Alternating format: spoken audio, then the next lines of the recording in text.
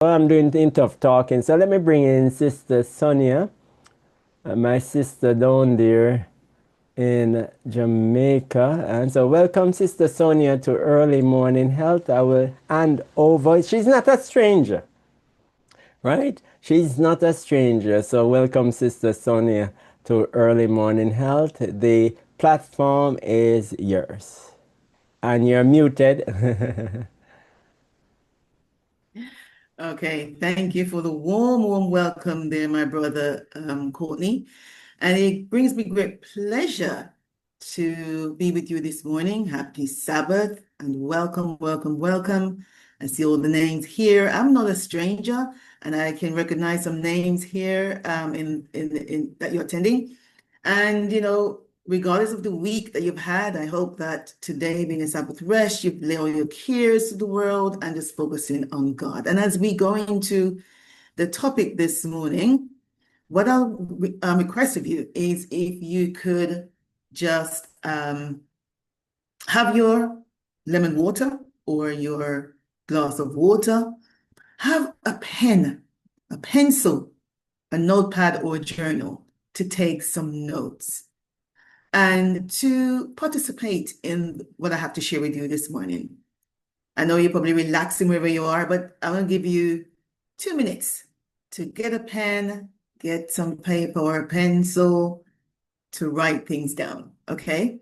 I have some slides to share with you as well, but we're looking at soaring after 50. And as Brother Courtney just says, this is not just only for the 50-year-old, wherever you are, but particularly this morning, I just want to zeroing on the 50s. Why am I doing that? Because oftentimes, and I experienced from my own parents, when they say, okay, I'm in their 50s, oh, I'm getting old. I'm old now. That's for the young people. I don't do this anymore. I don't do that anymore. That's above me. I'm going downhill. I'm feeling tired. I'm struggling, sluggish, you name it. There's always these phrases that's being used.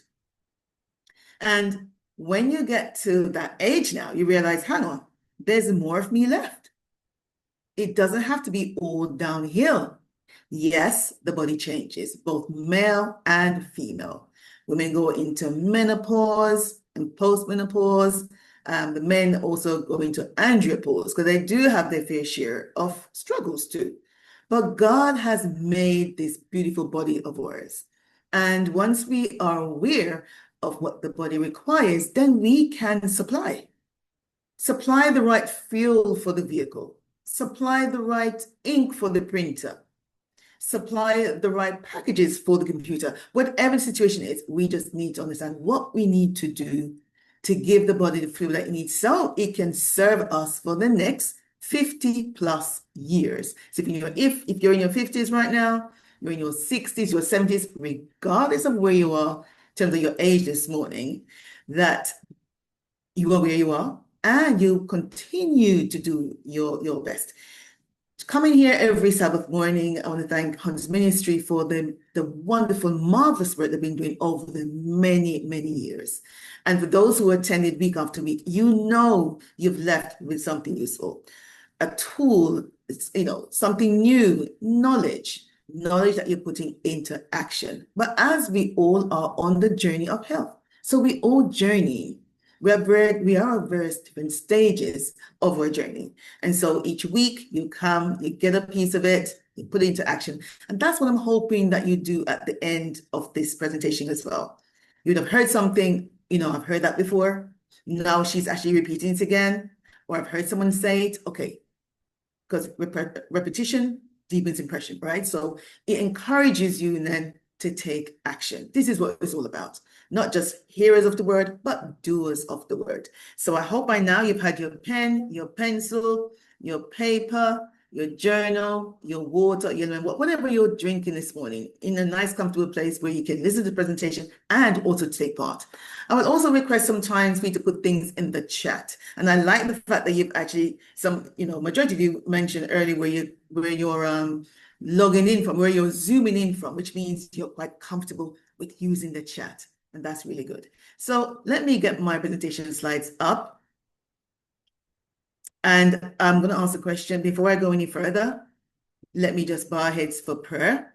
Gracious God and eternal Father, we just want to thank you for another day. You said that our mercies are renewed every morning. God, thank you for waking us up so we can be here in our right minds in this session. We've heard about the mind and the brain earlier from our dear Sister Barbara O'Neill. And as we go further into other aspects of health, Lord, that the presentation will resonate with your people and action will be taken. Lord, this is my prayer, be with all the internet connections and devices as we proceed. But I ask this through your dear son, Jesus' name. Amen. All right. Okay, let me get my slides up. So if I can ask, what sort of week you've had this week? From 0 to 10. What was your week like? 10 is I had an excellent week. 1, I could do, yeah, it was some struggles. I'm just getting my slides up in the meantime. What was your week like? What sort of week you had? Put that in the chat for me, please. I'll share my slide. I see 8. Yeah, keep putting them in. I do appreciate your taking part. I do. So feel free, put in chat. What sort of week you've had this week?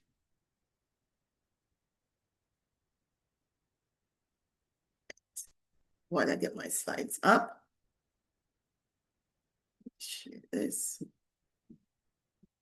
What week have you had?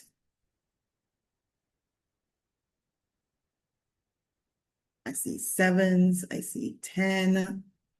Let me just go back to the chat again.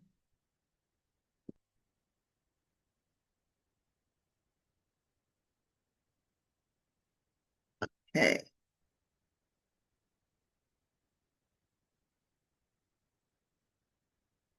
All right. That's the chart. 10, 9s, 10. Awesome. 6, 7, 8, 8, 10. Beautiful, beautiful. We give God the praise. We give him thanks. For those who had the 6 and the 7s, thank you for sharing. It was your week. Whatever situation that couldn't allow it to be a 10, that God will make next week a much better week. He loves us. He loves you, and he wants the best for you. And so this is going to take me right into our first slide where we're going to be talking about the fruit bowl. And so if you have fruits in your home this weekend, you perhaps went shopping yesterday, Friday, and you bought some fruits. What fruits do you have in your bowl? Can you put in the chat? What fruits do you have right now in your kitchen? Because when we reach age of 50 or over 50, let me just say, we have a fruit bowl, a life bowl, right? A life bowl is collective of many experiences. Would you say some of these experiences are sweet, some sour? You've gone through quite a few challenging times because being on this earth for such a long time, there will be struggles, right? The Bible reminds us that the enemy comes to kill, steal, and destroy, to destruct us. Yes, he does. That's his aim, right? And we mustn't lose fact that the distraction, we must keep our eyes on God. We must keep our eyes there. So this fruit sometimes can be bruised. They're ripe fruits, but they're nourishing fruits. So whatever is in your bowl, your physical bowl in terms of your fruits, but it could be bananas, it could be mangoes. But we're going to talk about mangoes earlier. No, not the mango season, or just it's going out of mango season now. But it could be some bananas, mangoes, pears, kiwis, strawberries, blueberries. But anyhow, these fruits, when they get riper, they are sweeter. And equally yourself, who've been on this journey of life, bearing fruits. What are your fruits? And so the fruits of the Spirit in Galatians 5 verse 22 talks about, joy, peace, long-suffering, kindness. And so what is your fruit? When we look at love, to start off with, love reminds me like a juicy mango. It's sweet, it's overflowing, and it tends to nourish others. When we look at joy, joy is like grapes. They're small but abundant, and they're shared with joy, multiple times. Because when you have a bunch of grapes, it's quite easy to just give a few to a neighboring friend or relatives that's sitting quite close to you. Then we look at peace. Peace like a pear. It's soft, it's calming, it's a gentle presence. What about patience? Patience like a banana. It needs time to ripen. It teaches us to wait. They that wait upon the Lord. We look at kindness. Kindness is like strawberries. They're bright, they're attractive, and they draw people in. Kindness, when you reach out to be kind to others. What about goodness? Goodness, like apples, dependable. They're like an everyday nourishment. We know the phrase, an apple a day keeps the doctor away, for those who remember. Faithfulness, like figs. They're steady, consistent, always showing up. Faithfulness. Somebody's faithful. Gentleness, like peaches. They're soft on the outside, strong pit at the core. The seed, it's very strong. Not easy to bite that seed, that pip. But strength with tenderness. That's gentleness. And then we talk about self-control. Self-control like citrus fruits, your lemons, your oranges, and all other citrus fruits. Refreshing, but can be sharp. Self-control. It keeps balance in the bowl. So as we mentioned earlier, just as the fruit becomes sweeter as it ripens, our character can become richer and more spirit-filled with age because of our experience, how long we've been here on the earth. So as you reflect, what legacy am I leaving? A lot of people think, okay, so I'm half a century. They start looking inwardly at themselves. What am I leaving? Am I taking all my experiences with me when I die? Do I need to write this book? Do I need to reach out more? Do I need to do some voluntary work? Do I need to give more of myself? When I'm gone, what will people say about me? These are some of the things that comes up once you reach that age, because it's time to reflect on, okay, children may have left home now. It's just yourself at home, or you may have a spouse, may or may not. You've gone through quite a few changes.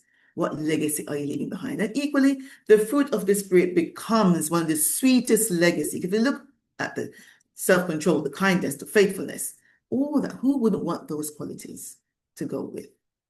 Because then we represent God, we be more like Him.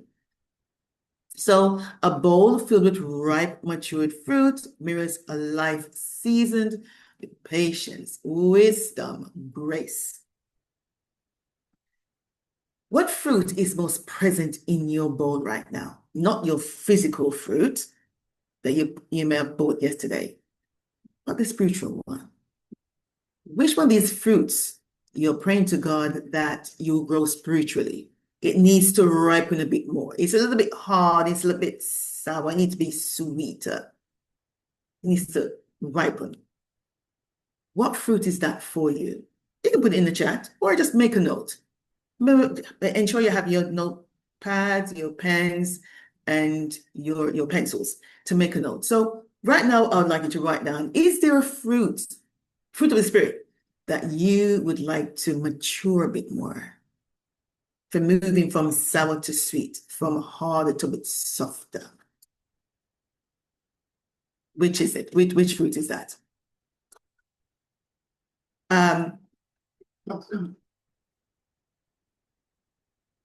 Okay, so I've just had my little friend here. I need to get him out. Go, go. This is my furry friend. Yes, I do have one. You have four, actually. Okay, go.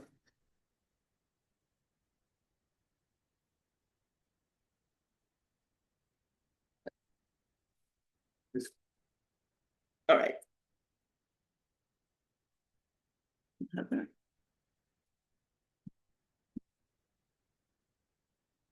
Right. So he escaped in. All right, let me just put some more light on. Okay, great. All right. So make a note of the fruit that you need to work on. You need a little bit more of this fruit.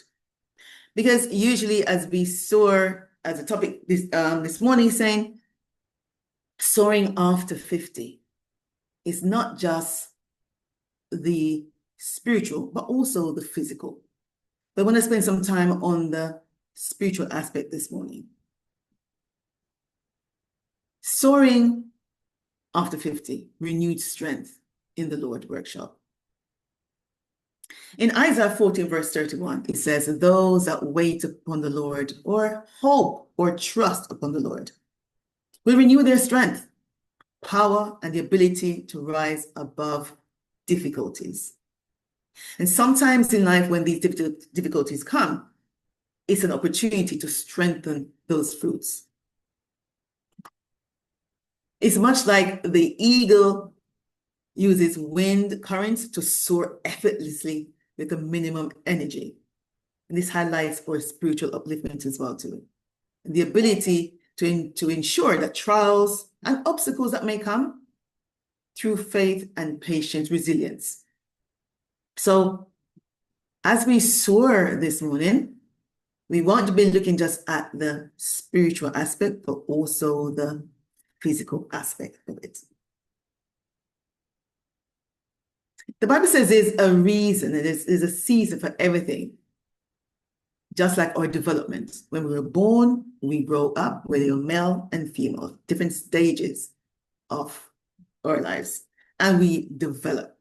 And I want you at this point to think about someone that you know. It could be a church family, church member, a neighbor, someone who you admire. You see them in the social media realm, and you admire that person.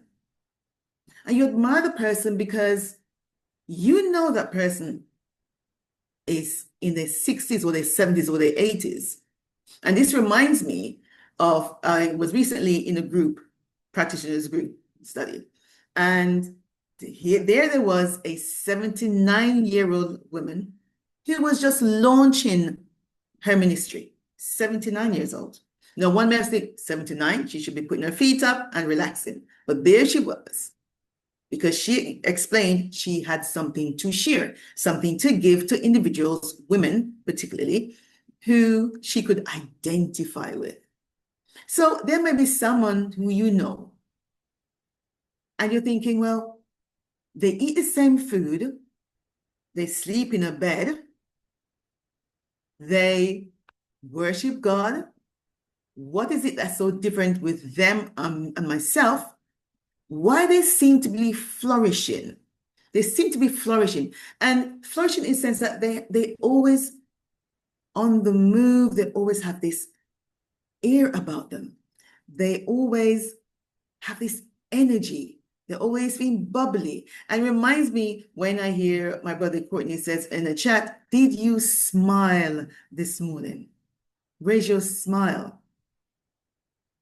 And so think about this person.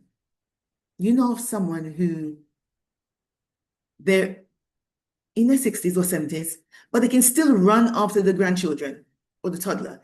They can still do the day-to-day and still show up at Bible studies and still take and lead in Bible study. They could be the grandfather who he's organizing, adventurous trips where they go abroad and they do hiking, or that person. Who is that person? Who's the person that you know that's doing all of that? But the Bible says, those who hope in the Lord, they will renew their strength. not just spiritually, and soar on wings like eagle, but also I understand it to be physically as well. And so as we move on, I'd like you to go back into your notes again now, your note paper, and on the screen you'll see 8 dimensions of wellness, right? And when you look at that, so we have environmental, emotional, financial, social, spiritual, we have physical, influential as well. Now, there are various different ones on the internet, but it gives you an idea to look inwardly. How am I doing as a person? Spiritually, yes, that might be a 10, 9 or 10 for some persons. Emotionally, from 1 to 10, it might be a 5. Financially, might be 2. There's room for growth because everything is so expensive these days, right? So where are you at this time? If it's your environment where you are, the environment could be in your home or immediately around, your near your neighborhood. What's your environment like? Is it at a 6? Your intellectual, well, I'm 50 plus, but I have time on my hand to do my Bible studies, to understand the Bible a bit more, or to take on a course, to educate, to uplift, to keep my brain sharp. Where are you? Social as well too. Social, a lot of people say, oh, because of what's going on in the world, they want to keep home and they don't want to go out to meet anyone. They want to remain remain at home. But that's okay. But how about picking the phone up? Where's your social aspects of life? How are you doing? Or have you been hurt by so many people that you'd rather stay on your own? How are you when it comes to your wellness, how your well-being? How are you as a person? We spoke about the spiritual, and now we're going to more the physical aspect of you. Make a note where you think this element dimension needs a little bit more work. 10s are 10s. I asked earlier, how was your week? There was a few 10s, there were 8s, there were 7, there were 6. Thank you for sharing. Where are you when it comes to your wellness, your dimensions of life? Because once you're 50 plus, they are concerns. Individuals, the studies show that individuals are concerned with their physical health. Energy and fatigue is something that slips by. Decline in stamina, slower recovery, feeling sluggish, weight management, belly fat. Fat around the middle is always a concern, not just for women, but for men as well. And fat around the middle is because your body, for various different reasons. For the man, the fats around more the middle than his limbs and like his legs and his arms, because due to testosterone reasons.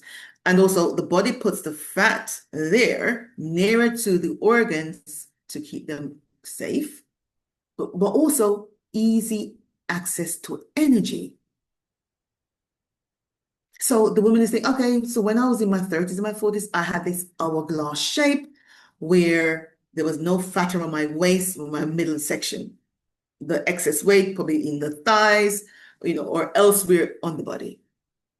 But that's when the estrogen hormones were in tip-top levels. So that's where it actually moves it away then from the organs. For women, once in your menopause and post-menopause, you realize the fat comes on the tummy area, on the belly, because there's decline in estrogen.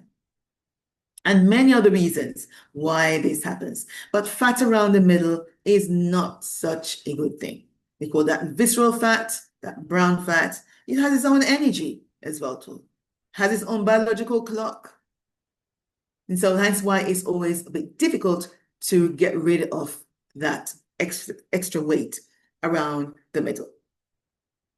Slow metabolism, of course, difficult to lose weight. But what about the joint pain? I thought people say, oh, I don't walk anymore because of my knees hurts. So there's arthritis, rheumatoid arthritis in my fingers, there's stiffness, back pain. The body becomes decreased flexibility. And what about the bones? So we have the joints, but we have the bones. Osteoporosis, fractures. And that's usually especially happening after a certain age. You know, I would detest in my late 30s, I would not like hearing people say, oh, I'm getting old. When you reach 50, it's old. You no longer do certain things. I was like, why do they do this?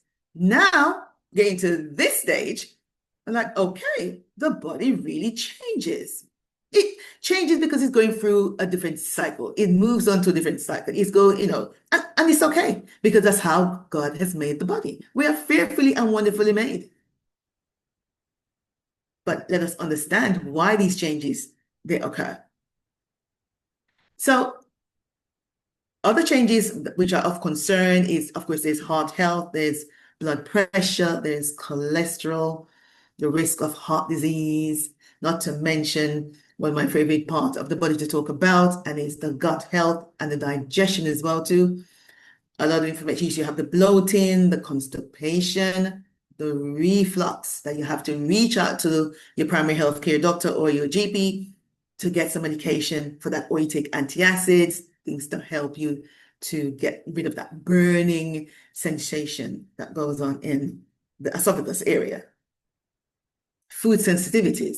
But sometimes if we understand what's going on in the body and then actually support the body, we have then no need of taking those extra things like amoxicillins, those medication that helps to suppress the gastric juices, which is not the answer to what the body is coping with. What about the hormonal changes? Of course, menopause for men and declined testosterone in men, the thyroid issues, the underactive thyroid. And this is more common in age groups. If you realize that you're trying to lose weight, but it's just not, with all your efforts, you're still at the same weight, your scale needles are not moving, could it be the thyroid?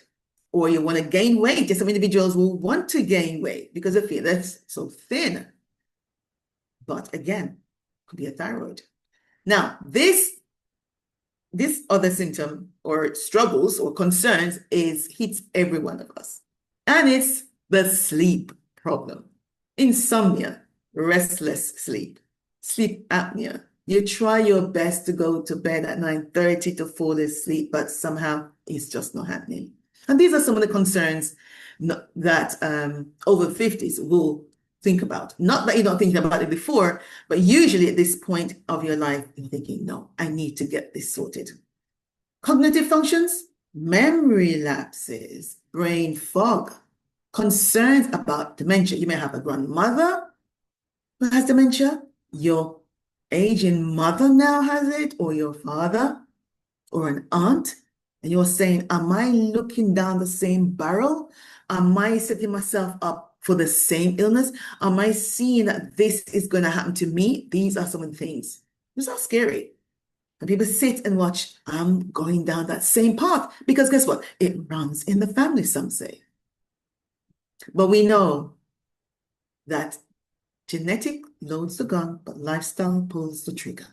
And so as we continue this morning about how to soar after 50, let us keep focus here as we go through to the next slide. Of course, vision impairment, having to have the glasses on all the time or when you're reading. So these are just some of the concerns. Then of course, we have the emotional, I'm sure my picture is gone. The emotional stressors, balancing work, aging parents, financial pressures, retirement and financial security, loneliness and isolation. The children have left home. So they are smaller social gatherings, social circles. In your 30s and 40s, you no longer meet up every month to have the mom's chat or the dad's, the father, the male, you go out to play your your dominoes or whatever game, your badminton and your tennis, it becomes a smaller circle now. The confidence and identity shift as well too. So you're adapting to all these changes. In particular, men have specific concerns, the prostate, always about the prostate enlargement, the prostate cancer risk, declining testosterone brings fatigue and mood swings, and reduced muscle mass. Sarcopenia sets in.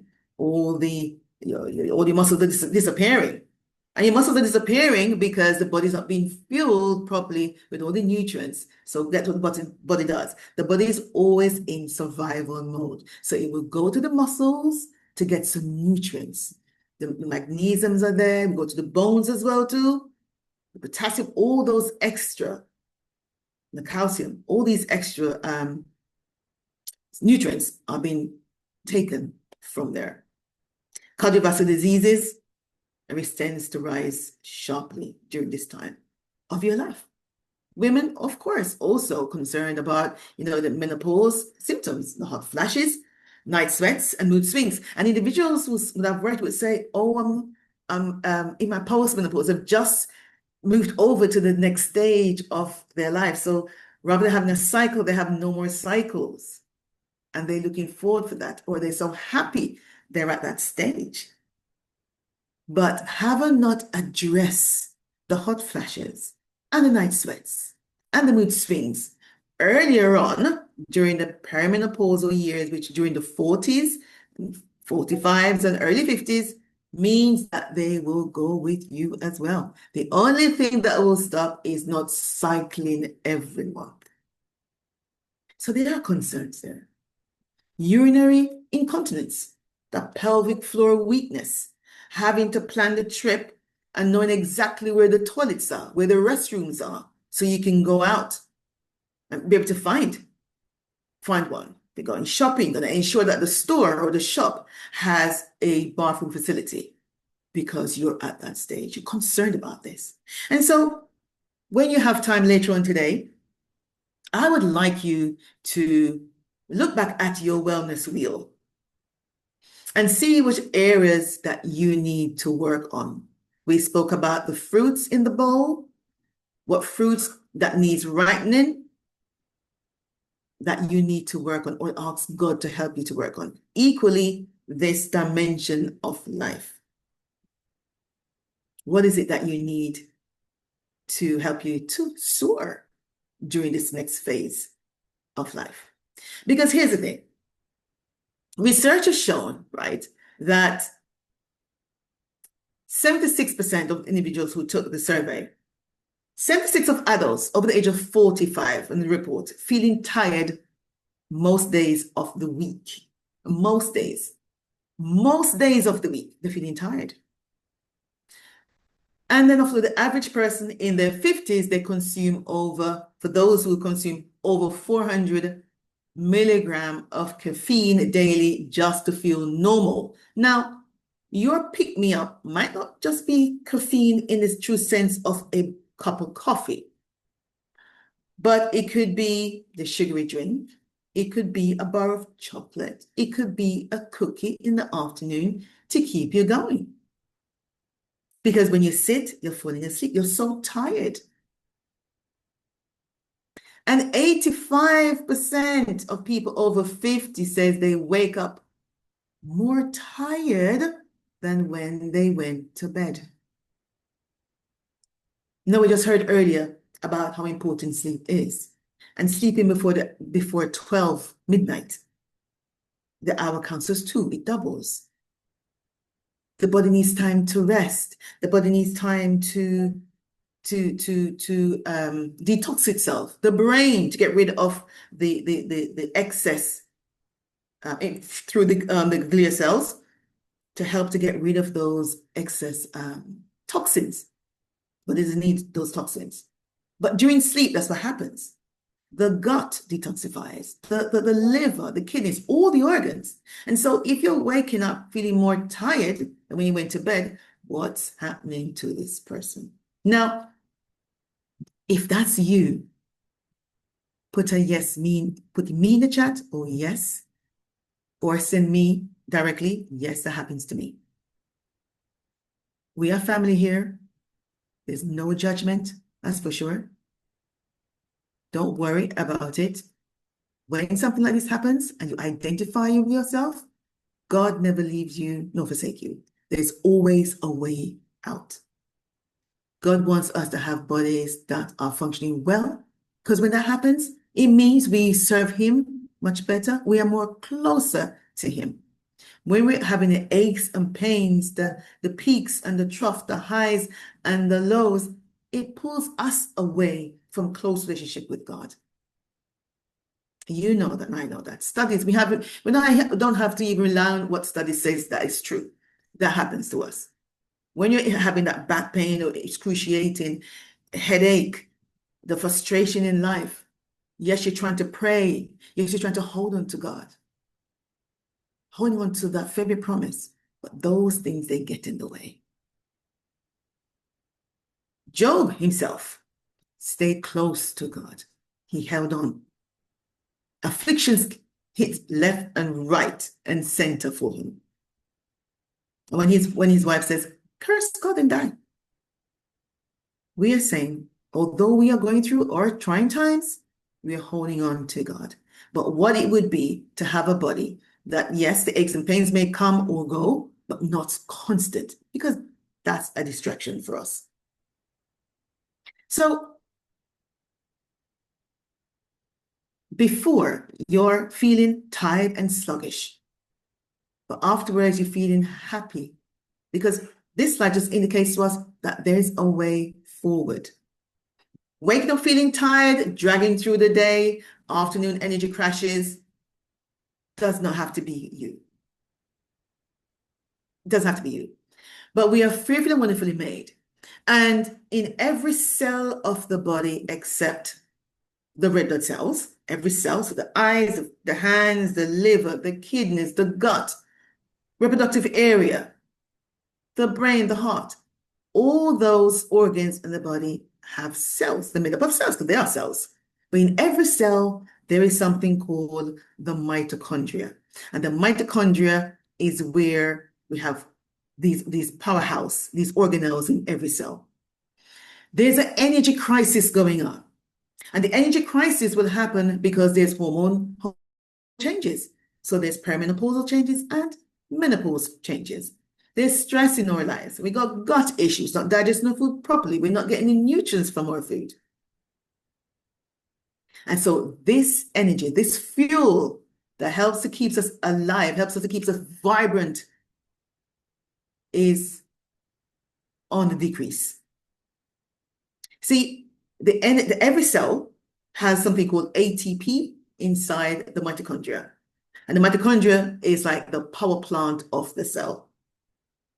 And the ATP, it powers everything: your movement, your thinking, your digestion, the healing, immunity, hormone production. Everything goes by this power plant, this energy. And it's not like a visible light that can switch on and off, but it have that effect on our body. Because high energy, you feel vibrant and vital, vitality increase, strong muscles,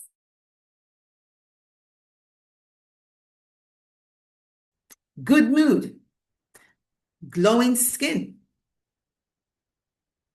Oh, can you see me? Glowing skin. And low energy has fatigue, brain fog, weak opportunity, poor recovery, and low motivation. I would turn my lights on. Low motivation. And so on a cellular level, we need nutrients, things like glucose, fats, amino acids, and oxygen that enters into the mitochondria. All these things enter into those cells to keep us vibrant. So ATP releases energy by breaking down the bonds, turning into something called ADP. So how this affects our production? So things like nutrition, vitamin B, eating your dark leafy vegetables, your B vitamins are crucial for energy. Your magnesium is also crucial. And when we talk about magnesium, I'm actually looking at the food base now, not so much of the supplement. Magnesium-rich foods, your almond nuts, your dark leafy green vegetables as well too. Your iron levels as well. Iron-rich foods, we go back again. And I'm just more leaning onto the plant-based versions. They all help with ATP production. They help build that fuel in the body. Gut health with poor absorption then has a direct impact on our energy because fewer raw materials are coming in. And we need those raw materials to make the energy. What about our hormones? Thyroid regulates metabolism. Cortisol influences energy use. And our oxygen supply. Oxygen comes into it, so via our breathing, going out for fresh air or walks or exercise. It helps with the circulation in the body and the lungs. Mitochondrial health is damaged from stress, from toxins, and or even the aging process. So when we say, oh, I'm getting old, I'm aging, all this that goes on, that even our thoughts can damage our energy levels. And so what is happening in your body? And what's your body trying to tell you? What do you feel? See, when you feel tired and you're stressed, when your digestion isn't quite right, you're burping a lot of flatulence, you're having this acid reflux. These aren't just separate problems. I know sometimes we go to the doctors and the hospitals for extra support and medical assessment, and we have different departments that looks after this. But in the body, they all come together. Not just because we're getting older either. The body is changing. And so these organs, there's a conversation that is going on within the body. We can't hear the conversation, of course, but it's happening 24/7, 7 days of the week inside the body. And the conversation is whether or not there should be vibrancy. Should we give a lot of energy today? The gut, the sleep system, and your stress response. Those three, the gut, your sleep systems, and your response are all talking to each other constantly. And so think of it like a building committee or a business committee at church, or just a committee. Just think of it that way. And every single decision about your energy is made within these three committees. When things are working harmoniously, though, you feel vibrant and alive. You have the energy like the 60-year-old woman or the 70-year-old woman who is busy doing things out there and still can manage a home life and not coming home from work and crashing on the sofa. Not having that energy coming to church and sitting and falling asleep. I'm not pointing any fingers here. It's reality. This is reality, okay? And so when there is conflict, though, with this committee, the sleep, stress response, and the gut, you feel exhausted all the time. And so sometimes you hear, okay, well, treat this sleep issue with taking magnesium, or take this. Do something, my brothers and sisters. Do something, because when you are dead, no sermon that the pastor preach can revive you. No amount of anything can revive you. Okay, so you hear someone say, oh, I'm not sleeping well, and go to the doctors, and you're then given a medication or a supplement to take in isolation with the other two. Remember, we're talking about the gut, stress response, and sleep. Or for your stress response, for your stresses, it may be,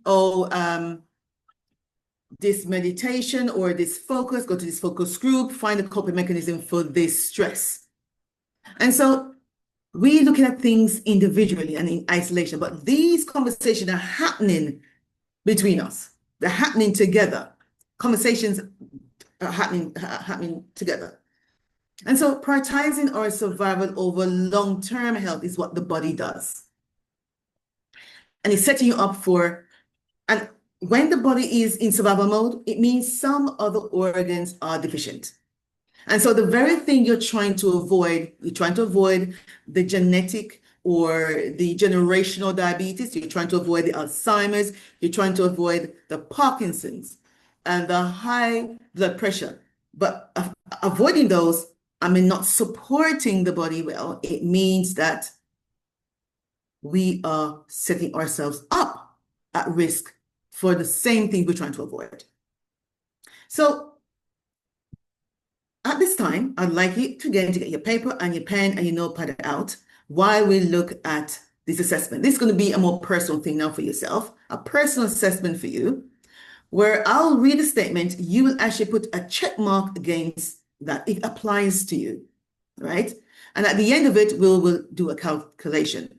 If you tick 0 to 3, it means that committee of stress, sleep, and gut having polite conversations. If your check mark is 6 to 8, it means that there's some tension in that committee room. That boardroom has having some harsh conversations going on.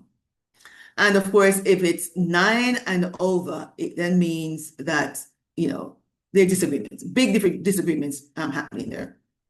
There's heated arguments going on. And it then means that your energy is caught in what I call a crossfire. And your energy levels is everything.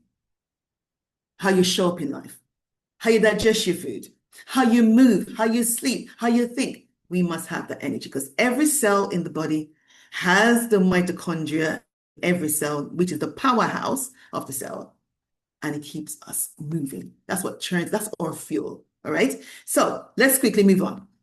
I experience bloating after meal. Does that apply to you or not?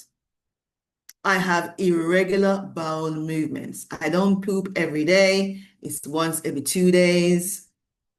Does it apply to you at all? I crave sugar or carbohydrates in the afternoon. I have that energy dip. And I'm craving sugar. It may not be a cup of coffee, no, but it's sugar. And so for you, it could be cookies, chocolates, crisps, a sugary drink to boost your energy level, to boost the glucose in the blood. Does that apply to you? I feel hungry soon after eating. And so, is this a balanced meal? Sometimes the meal looks good, but not nourished. The meal is not balanced. So then, you're then feeling hungry straight after eating. I experience mood swings. Does any of this apply to you? And this is don't have to put this in the chat. This is your own personal assessment. I'll give you 3 more seconds to have a look at this. Does it apply, yes or no? And do take part in this. All right, let's move on. I feel tired but wired regularly. I feel tired.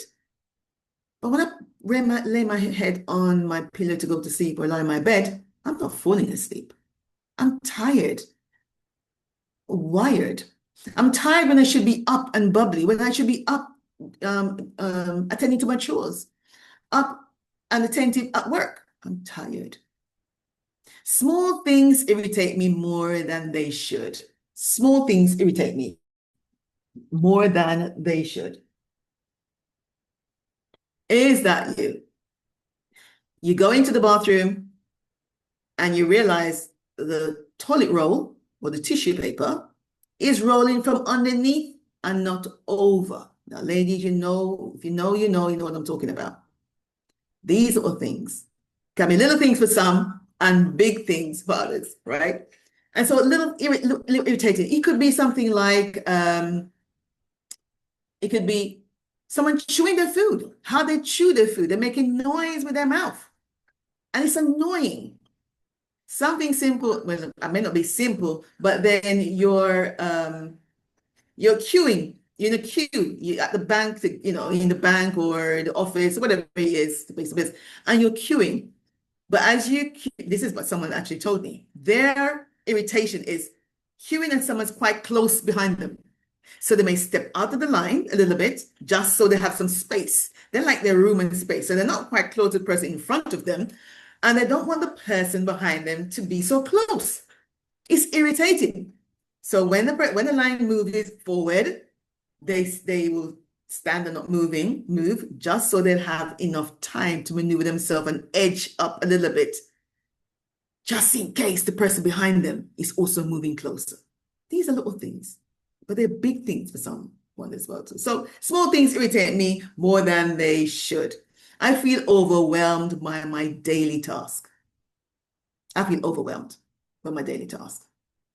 I have trouble turning off my mind. I'm always on. I'm always thinking about the next day. I'm always thinking, okay, so what does next week bring? What am I planning for next week? How, I want to know. I want to be in the know. What's happening? I don't want to miss out. Fear of missing out. FOMO. Fear of missing out. Does any of this resonate with you?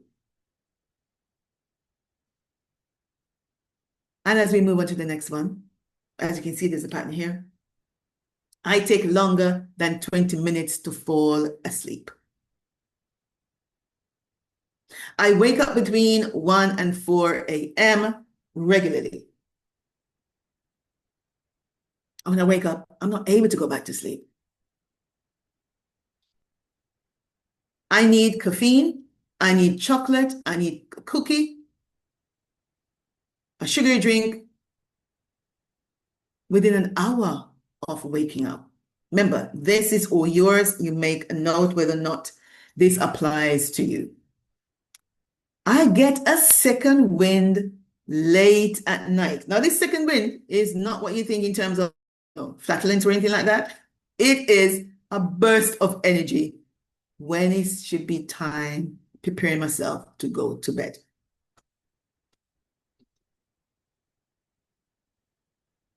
Zero to 3 means those 3 systems, sleep, how your body responds to stress, and the gut is having polite conversations. Polite conversations. And 6, if you check marks, 6 to 8 means there's some tension going on.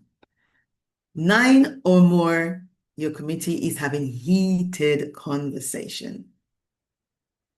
What are your scores? Give you a second to top your scores. What's your score?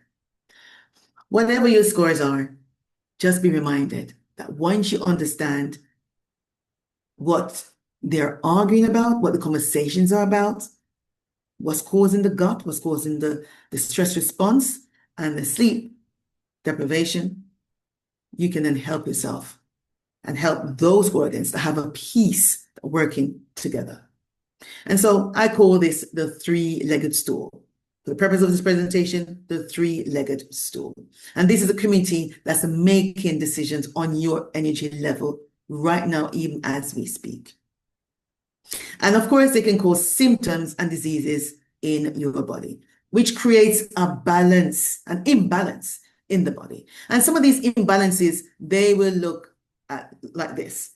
So in the green, you notice that, there are hidden imbalances. In the green, there's not much for you to be so much worried about.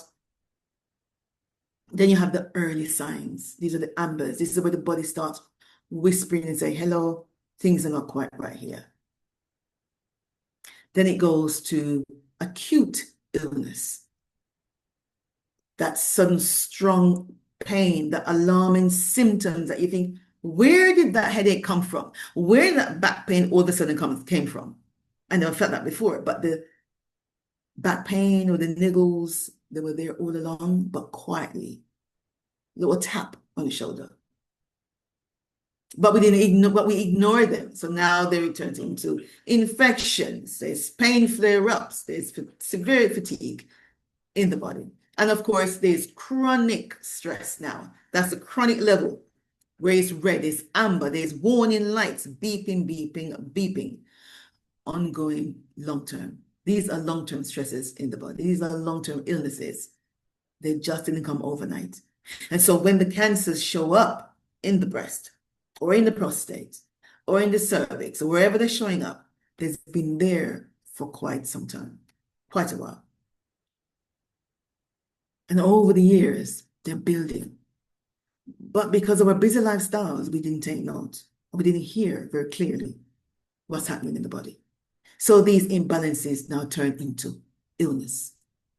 And so as I move into the energy of the body, because when energy is off, one of the first place the illnesses starts or imbalances is because the cell is lacking energy. That cell dies after a while. We're not then able to run as briskly, or thought process or stiffness comes in the body, even our mental, how we think, how we make decisions, we're not as quick as we were in our 20s and 30s. So our energy is then caught in a crossfire. There's stuff going on in the body. And so learning more about that, every cell in the body has its own internal clock. Every cell has its own internal clock. We have the circadian rhythm in the inside, okay? And these cells, they have timekeepers. They control those mitochondria. And so, of course, scientists have discovered that the mitochondria, your cellular power plant, they have strict schedules. So they have peak energy production time and low energy maintenance time. So when you wake up in the morning and you're feeling vibrant and alive and you're bursting with energy, irrespective that you just lost a loved one 2 days ago or a week ago, or you're dealing with some family concerns or work. That's how God has made the body. And this is not, it's not lost to me, of course, that we have individuals who have to work night shifts, so shift workers. But in the true sense of how the body operates, so when we have peak energy, we have low maintenance. So it's like the factory is working different shifts. In the morning between 6 to 10 a.m., those mitochondria, they ramp up your energy production, preparing you to face the day. The peak performance is between your 10 and 2 p.m. And so if you notice, this also brings in when you eat. 6 to 10 a.m. should have had breakfast during that period of time. Okay. And peak performance, 10 to 2. That's when the maximum energy output is in the body. And the afternoon transition, we have between 2 and 4. And this is where natural energy dips. The natural energy dips because the body's more or less preparing us to wind down to go to sleep. And so these mitochondria, they switch to maintenance mode. And so we come to the evening wind down, preparing us for nighttime. Then we have the night shift, 10 p.m. to 6 a.m., where the body repairs and it is in repair and restore mode, not energy production. We shouldn't have the energy. So when you're waking up in the night, it means that your energy production is off. The things are around the wrong way because the body should be repairing. So you should be sleeping between 10 and 6, and even if you wake up, interrupted sleep, you're then able to go back to sleep. And so the body can continue its restoration mode. But we know that this modern lifestyle that we live in, we are in constant disruption of these clocks, constant disruptions. Some of us are eating late meals, and eating late, it confuses the liver cells and the liver clock. We're thinking, well, it's now 9 o'clock in the evening. Why is food coming? The stomach is saying, what's going on here? They're scrambling to get digestion going again, to get rid of the food. The brain also, that should be sleeping to get rid of all the excess toxins. The irregular Sleep throws off the muscle cells as well too, and the energy schedules. And so when your cellular clocks are out of sync, it's like we have workers, they're showing up at the wrong shift, because those who should be getting rid and digesting of food, they are breaking down food and putting food where they need to go. Excuse me. And breaking down the foods for absorption and assimilation. So eating our foods in a particular windows is vital for the energy levels in the body. Those mitochondria, they're there to produce energy and repair when they need to repair. And so we don't want to have something called mitochondria jet lag. You know, we go abroad to a different time zone, we jet lagged. We're sleeping when we should be up. We don't want that for the body at all. And so, excuse me, so we need to synchronize all these clocks. When it's time to sleep, it's time to sleep. When it's time to eat, it's time to eat. And when it's time to process things, we have it in compartments. The body flourishes that way. Much, much better. And of course, you know, because not doing so will accelerate the aging process. And that's when people say, oh, I'm 50 odd now, I'm getting old, look at my skin, it's sagging, my back hurts, my knee pain, I can't climb hills, I can't climb the stairs, I can't do any hiking anymore, I can't go long walking, and the list goes on. We are fearfully and wonderfully made. We are people of God, and He wants us to have this vibrant body. He says, occupy till I come. He wants us to live this abundant life. And so this energy, though, it gets around the body via something called the vagus nerve. We have the vagus nerve. It runs from north to south, from the head or from the brain to the gut, and from the gut to the brain. And of course, this vagus nerve, which I call the wanderer, because it wanders around the body and attaches itself to the liver, the lungs, the gut, the heart, all the way around. But more of the vagus nerve cells, the indirect nervous system, is in the gut than is in the brain. Now, the energy, when things are weak, when we hum our favorite song, and I was having a presentation recently where I said to individuals, when you feel stressful, try and remember to either repeat your favorite text in that moment, or you hum your favorite song. And when you hum,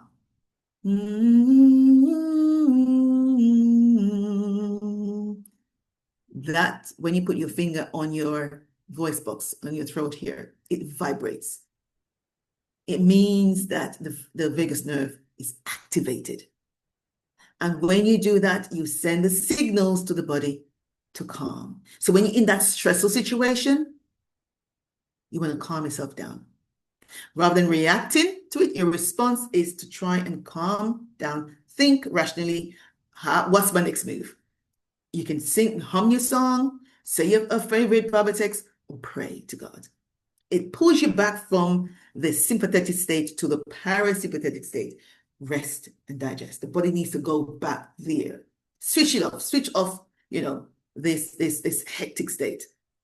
Calm down, pray. God, what's my next move here? Someone just cut me up in driving. Someone just said some harshful words which really unkind, and I can respond to them unkindly as well and get one up on the person. As a child of God, you pull back. You hum that song. You pull on that Bible verse, your favorite one. That's why it's so good that we need to have it in our memory to pull on them. The Bible says, pray without ceasing, continually having a prayer in your heart. When you activate those vagal nerve, it maintains steady energy all day.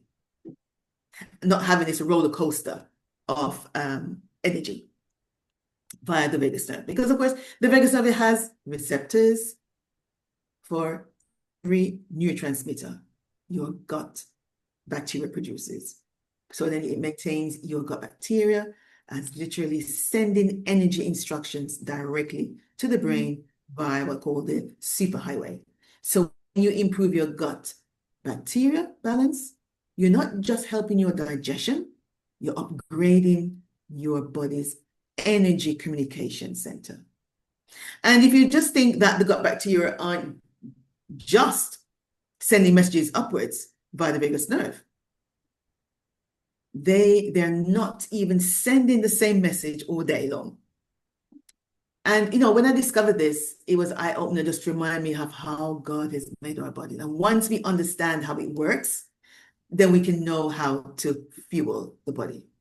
And so your gut bacteria, they're actually changing their entire population every 2 hours. And that's why in the morning when you wake up, you're feeling vibrant. And in the afternoon, late at night, you may want to fall asleep. Just remember, every cell has its own clock and they're working. And they're working with their own agendas as well.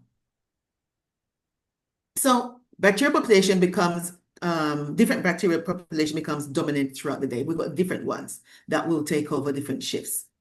So we want to eat on time, not eating between meals. And when we eat a breakfast and allow 4 to 5 hours in between, we helping the body to get rid of excess waste. There's something called the migrating motor complex. And the migrating motor complex is, I refer to that as the broom that's sweeping out the excess. You had your breakfast and it's going through the channel of process of digestion, the stomach, and the various small intestines, and absorption and assimilation. The excess, the time between breakfast and lunch/dinner, preferably intermittent fasting, 2 meals a day, we're counseled to do. We then have time, the body has time to get rid of the excess. When you eat around the clock and you graze and you snack, that migrating motor complex does not happen.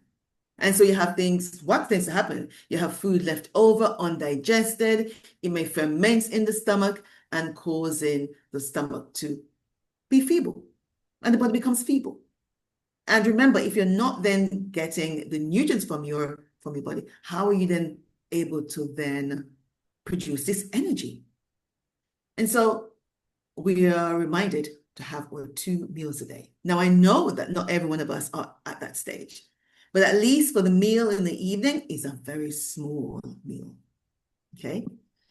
So, but in this, all of this with the bacteria and population doing their thing at different times of the day, now when we're on our pathway and we wake up and we have a sudden phone call of something going on at work or at home, and stress comes into the picture, this really can hijack our energy.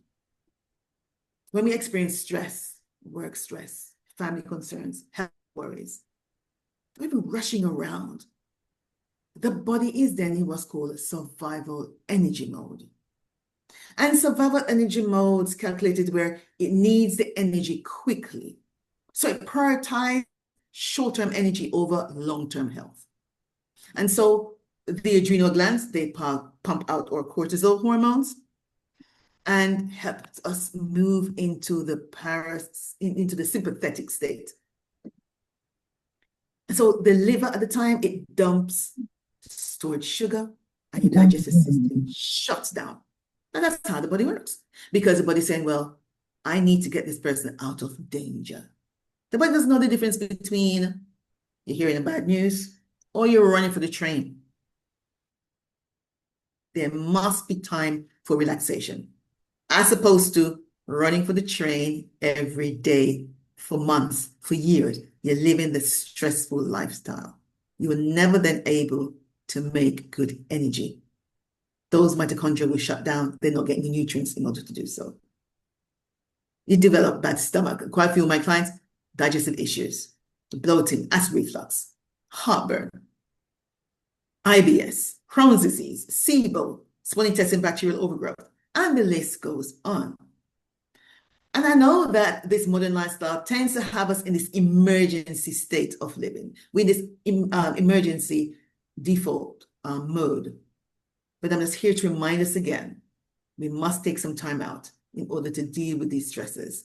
And even the way how we think with our stress, when the stresses come to us, the trials that come to us, what are we thinking? Because even our thoughts don't just affect our mood, they literally also change the gut bacteria composition and the energy production within minutes. It's just why when you're suddenly hit with a disturbing news, maybe to want to fall asleep. It knocks you out. That's how sensitive our bodies are. And so when it perceives threat, whether it's imaginary or it sends signals down the vagus nerve to the gut. And of course, your gut bacteria actually responds to these stress signals by changing their behavior. So even our thoughts.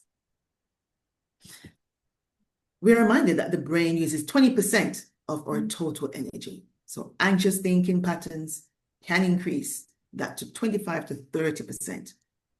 But I remind us in Matthew 11, verse 28 to 30, Jesus says, "Come to me, all you who are weary and burdened." Weary and burdened. And in such a time that we're living in now, you aren't feeling weary and burdened, but we have God. And he says, "I will give you rest." But sometimes we misunderstand this rest and we think, okay, really, will God give me rest? He designed our bodies to receive that rest when our stress system is being taken over. And so when that happens, when we receive that stress, the body can operate with short-term stress, which is called acute stress. But when that stress, that low-grade stress, goes on for months and years, that's what's called chronic stress. And that's what we call, that interrupts our mitochondria. And it sets us up for diseases. The inflammation is like silent energy stealers. They steal our energy from us.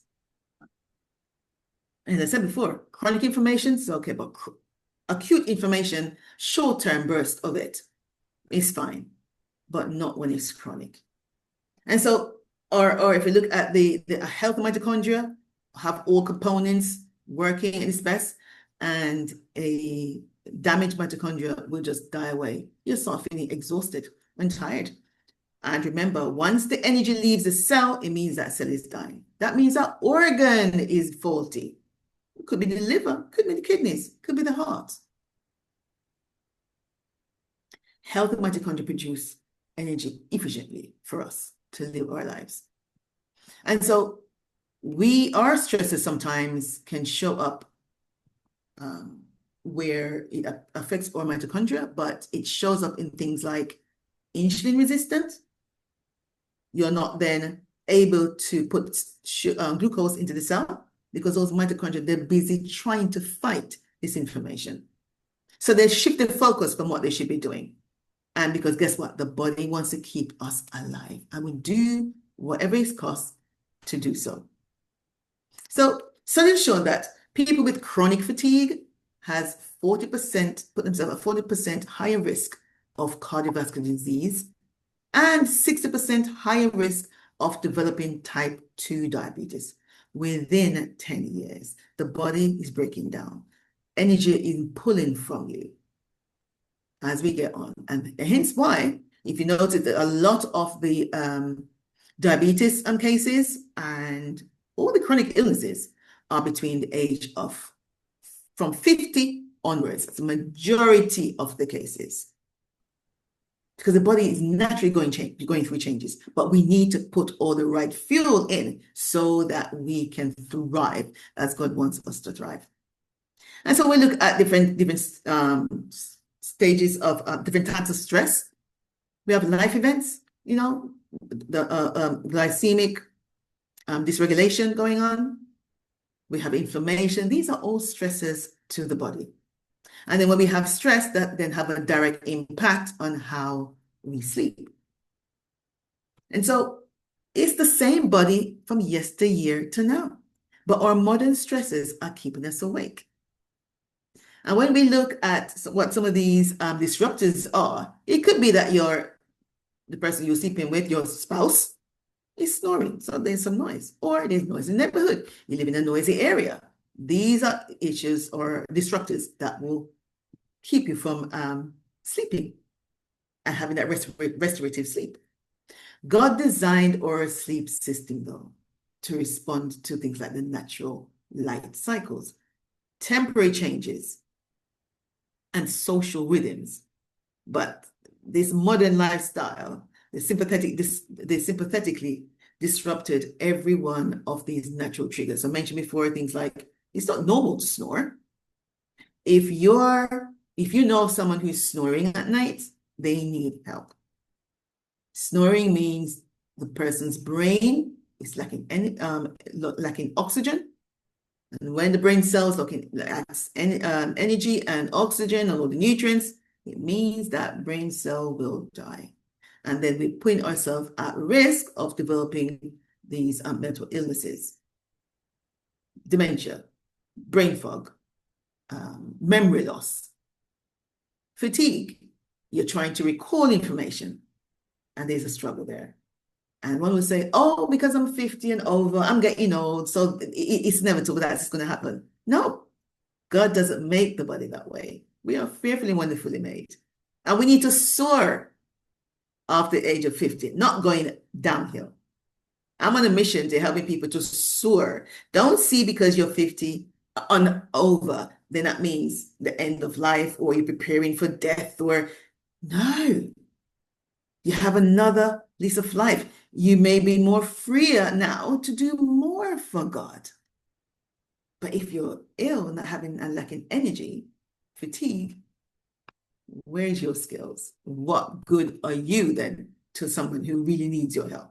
Because you may go out and helping, but you do it half measured. It's not fully you as you know how you can show up to be.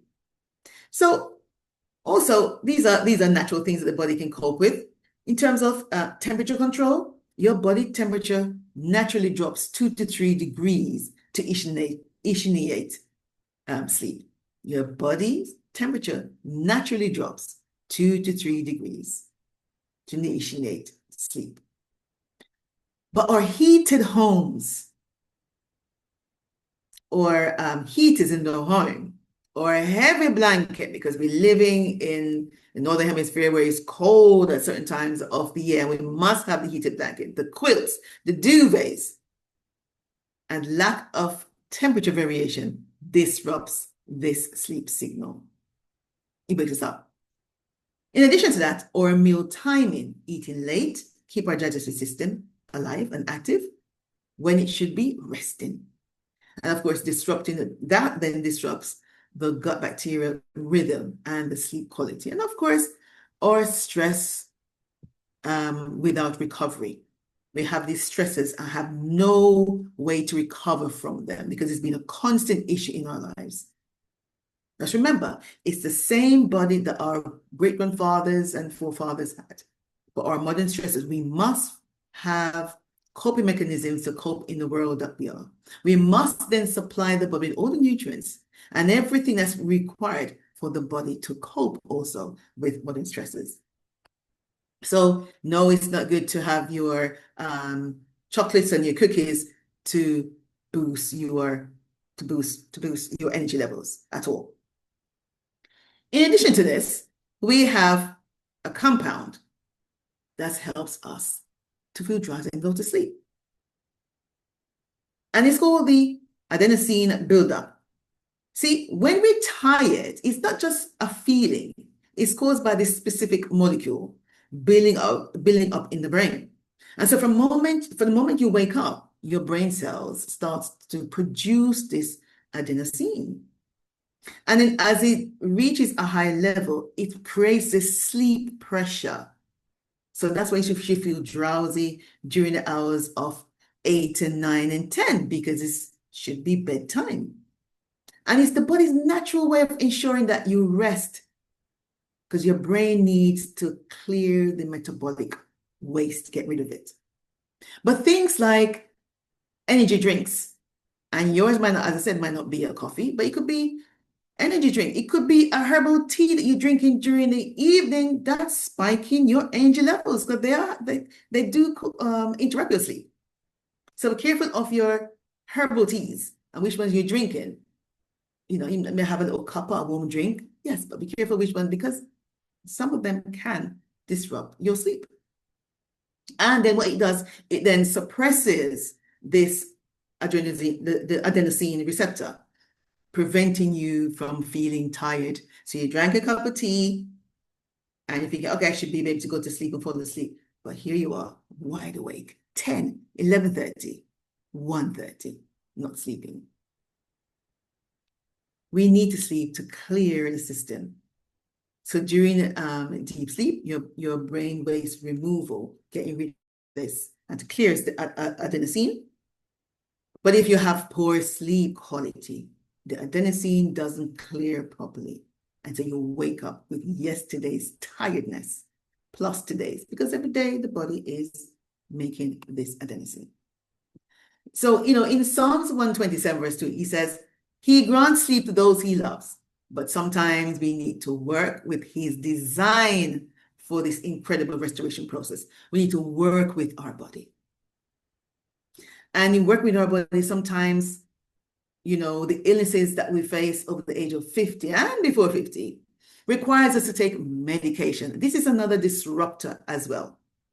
So we have inflammation, we have these compounds, these molecules that keeps us awake, but medication as well too.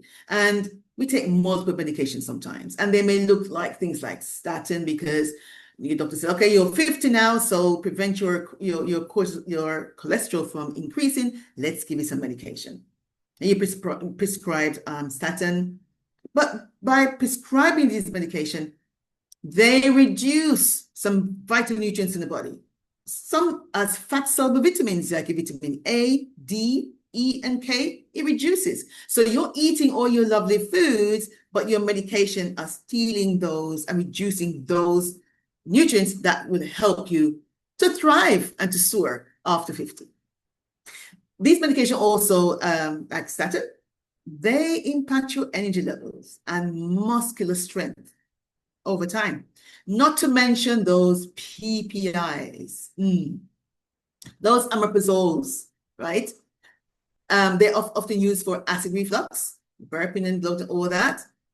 But they're known to deplete magnesium. Now we know how important magnesium is for our health, whether you're over 50 or not. Magnesium is crucial. It has over 400 biochemical functions in the body. And it reduces it. And it also reduces vitamin iron and zinc. Now, for zinc, I'll come on to that.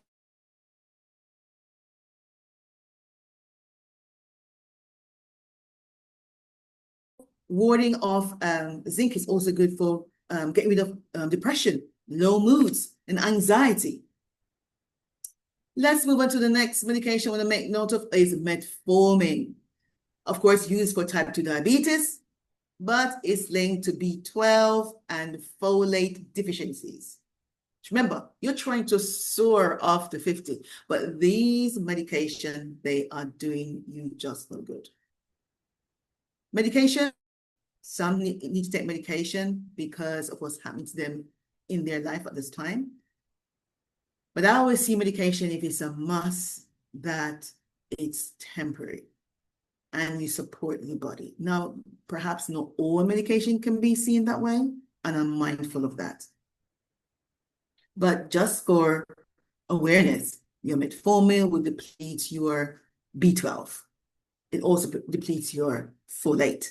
And these vital nutrients are beneficial for your energy levels, your nerve health, and even your cognitive functions. The SSRIs, okay, those inflammatory ones as well, and there's a list of them, I won't call their names right now, but they're prescribed for antidepressants. I'll mention this one, sertraline, may interfere with your body's level of B12, your folate, your vitamin D, your zinc, which supports your emotional well-being, your immune health, and your hormone imbalance. Oral contraceptive, your HRTs, ladies, they're often taken for hormone regulation, but they lower your B6, your B12, your folate, your magnesium, and your vitamin C.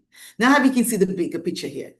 these medications will have a direct impact how the body operates. It takes our nutrients away. Of course, our cells not getting the nutrients, and so then we are feeling sluggish and tired. So at this point, I would like you to go back to your notes, your notebook, get your pen and your pencil, and this is a short assessment here now. You write in your paper, do you fall asleep within 15 to 20 minutes of your head hitting the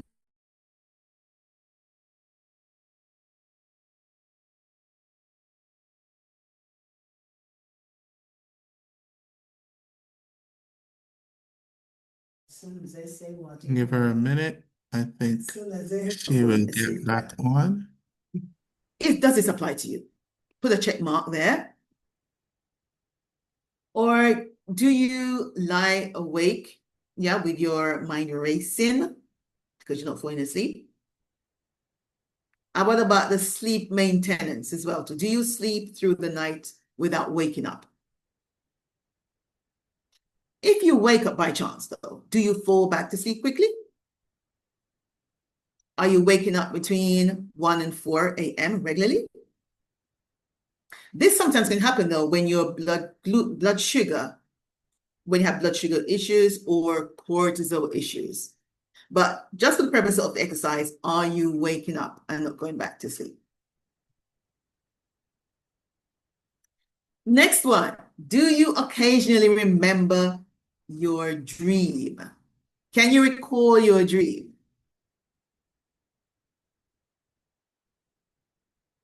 Or do you never remember dreaming? Do you go to bed, wake up in the morning, someone said, did you have a dream? Or you're someone telling you a story? I see your hand up.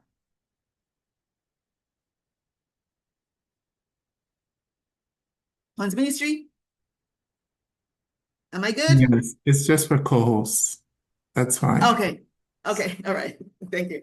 Yes. And so are you remembering your dream at night? Can you recall? Do you have energy, a stable energy throughout the day? Or do you crash in the afternoon and get a second wind in the night? You're having a burst of energy in the night, but during the day, you're falling asleep and feeling sluggish. You see, if you've answered yes to any of these, like you're sleeping through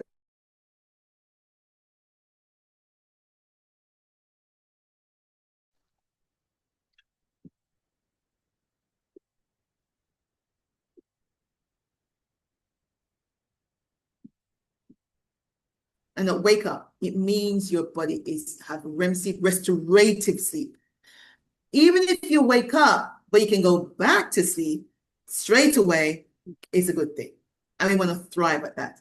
Because when those are low because of lack of sleep, it means then we're opening up ourselves, putting ourselves at risk of developing diseases. And things like high blood pressure. Because when you energy efficiently, your heart works harder. When your skin cells have higher energy demands for renewal, so that saggy skin, drools on the jaw,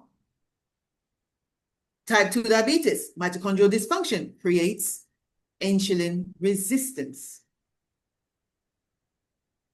Autoimmune conditions, energy dysfunctions, keep immune system in overdrive. It's 5 minutes to 8.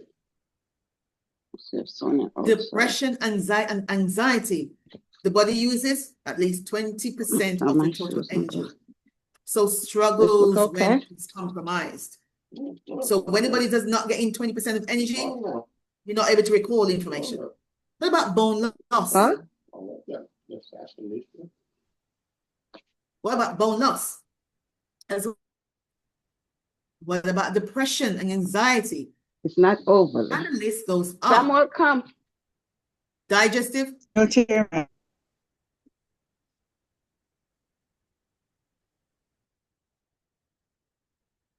Digestive disorders.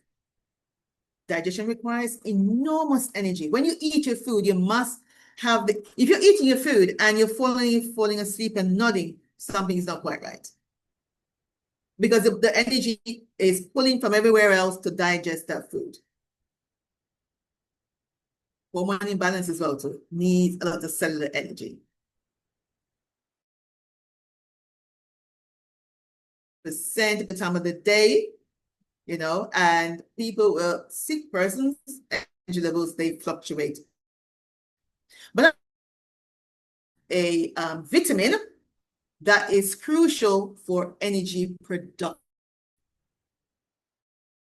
I want to bring to the stage vitamin K. Now, vitamin K, vitamin K.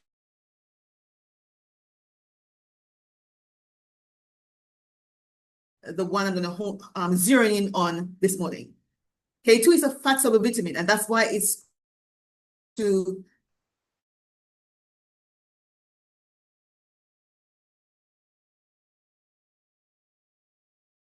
foods of or plant-based diets. And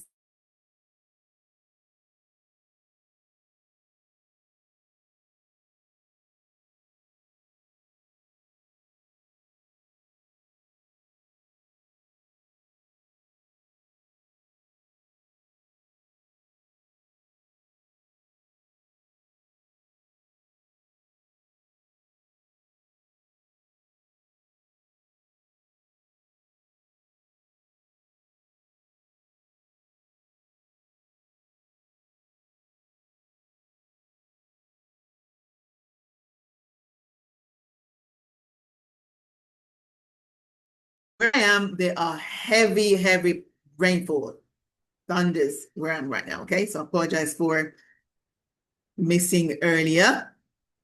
Let me just get back to where I was. Okay, let me share my screen. Okay. Heavy downpour with rain. Okay. Right, so this vitamin here, vitamin K, and is what I call, it's a weapon, use it as a weapon to boost my energy levels in the body. It's a fat soluble vitamin I mentioned earlier. And of course, it helps with, let's get my side back. Okay. Yeah, good.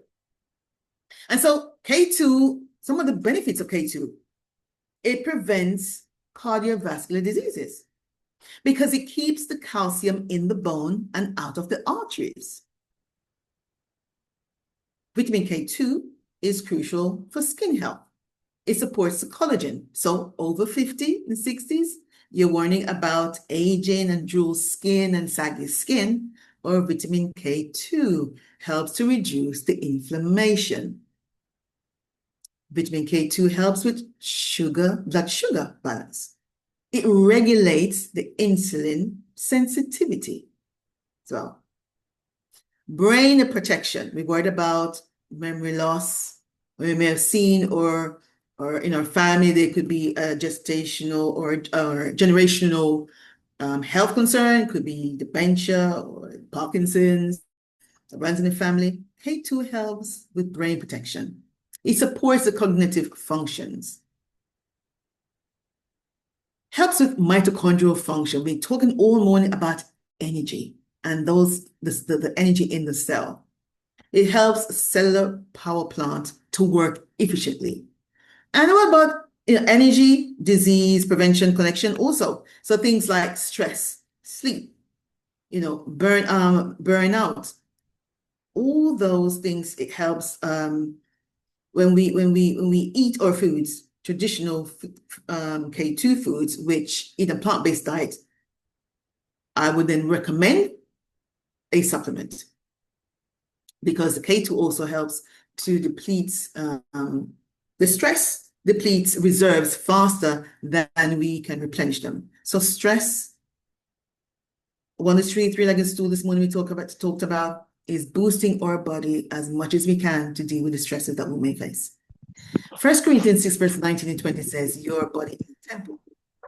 Like any temple, needs proper materials and maintenance to maintain that temple. And so vitamin K2 is crucial because preventing the bone cardiovascular diseases as well. And so at this time, again, we're going to go back to our paper, and I want you also to put on there to do an assessment about your energy levels. Track your energy level on a rate of 1 to 10, right?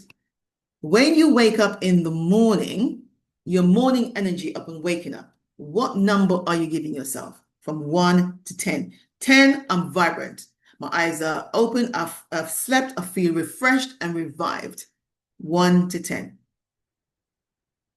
10 to 12, we call it mid-morning to afternoon. What's your energy levels normally like?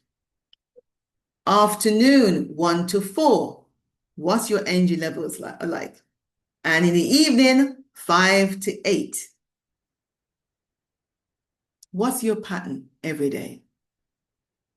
I know yesterday was Friday night, so perhaps it's a family thing to be in the house early for worship, to bring in the Sabbath, so you're winding up. But let's go back to Thursday and Wednesday. How does that look for you? Early morning, what's your energy levels like? You're jumping up for prayer meeting, but you're thinking, oh my goodness, is it that time already? Is it 6:30 in the morning? Or, whatever time you're waking up, I need more sleep. I want to pull the covers over my head. I'm not ready to face the day yet. What's your energy levels like? In the afternoon, oh my goodness, I need an energy drink. I need some sugary drink. I need a cookie, a biscuit, even when you're indoors. Because over 50 is not always indoors. They're at work, on the job. What's your energy levels like? Are you having these crashes as well too? Are you struggling? Because I want to share with you another nutrient that we must have in the body. And it's what's called it's a small trace mineral, but vital and crucial for health. Vital. Very, very crucial for health. Are we ready for that one? Put in the chat, are you ready to hear what this nutrient is? So make a note of where you are. What's your what you measure yourself, 1 to 10, your energy levels throughout the day, while I now go into our next piece of this presentation. Ready? I can see I lost my chat earlier, so I'm now seeing something popped up in here. Great. All right. Great stuff. Yes, I want to introduce to the stage right now the nutrient. Actually, it's often referred to as the forgotten mineral because it's small. It's not one of the big ones out there like your magnesium and your calcium and your iron. It's small but powerful and so important for all of us health. But for the purpose of this presentation, for the over 50s and beyond. That missing mineral is copper. Copper is a spotlight right now. 80% of people are copper deficient, yet copper is so essential to the body. I'm going to break that down. It requires, just like the mitochondria, the organelle in the cell, we need copper for cellular energy production. If the cell doesn't have copper in it, we're going to feel tired. We're going to crash out. They won't think straight. The gut needs the copper for neurotransmitters production by the gut bacteria. Stress response, the adrenal, they're the hardest hit because they're the ones that needs copper more than any organ in the body. God knows what he was doing. He's given us all this. He knows we're going to live in this world of sin where there's strives and confusion. There were a group of people this week who are waiting for the Lord's return. Now, where are they today? Are they feeling frustrated that he didn't come for them? Where are they? What do they say for themselves? Are they studying enough? Clearly not. The Bible says we know not when. So they're probably feeling stressed right now. A lot of people was told they sold their cars. They gave away all their valuable items because they're waiting for the Lord's return. Some were selling the items. Stressed that this one that they probably standing up haven't got those ideal items that they worship and cherished for such a long time. Or sleep, because the brain needs copper in order to sleep and get rid of oxidative stress. That feeling of the tired but wired. Here's what is against our copper. When we have too much zinc supplement, it depletes copper. Or soil depletion from modern farming gets rid of copper in the soil. Mention stress as well. Or processed foods, strips or minerals from our body. When we eat processed food, heavily processed food, it means whatever we have in reserves, we have to use those minerals to help to break down, especially B vitamins, help to break down the ultra-processed food that's coming in. So if you haven't got enough, where is that food going? It's sitting there, not being absorbed. And we always say, we are what we eat, okay? So, but let me just say as well too, that women need more copper during the menopause phase because the estrogen helps with copper absorption. So when estrogen no longer exists, we're going to need a little bit more copper in the body. How can then eat just a little bit of it and think, okay, yeah, that's enough. No, we need more.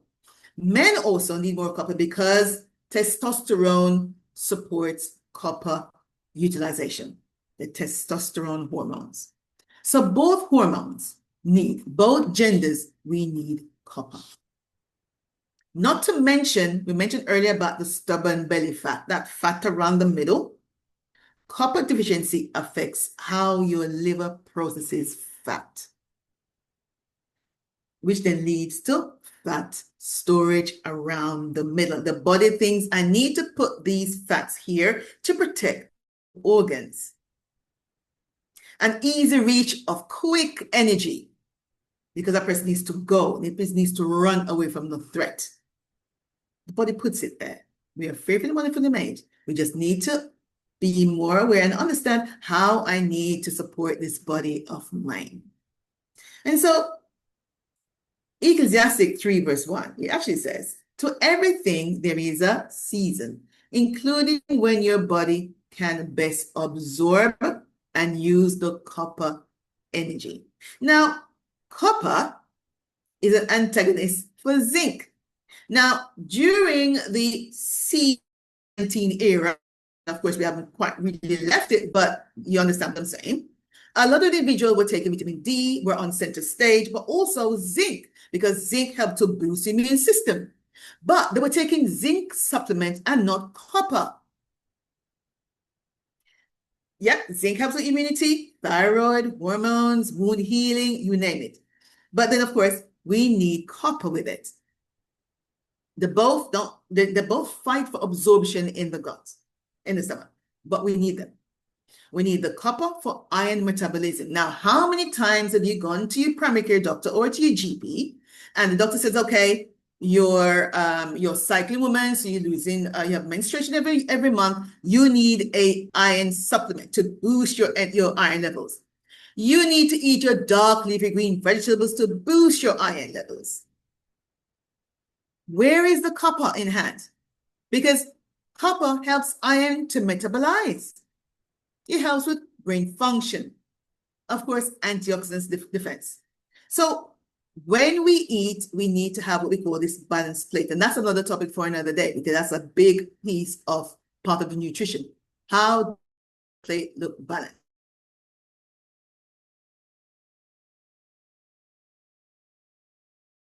It's eating, because there's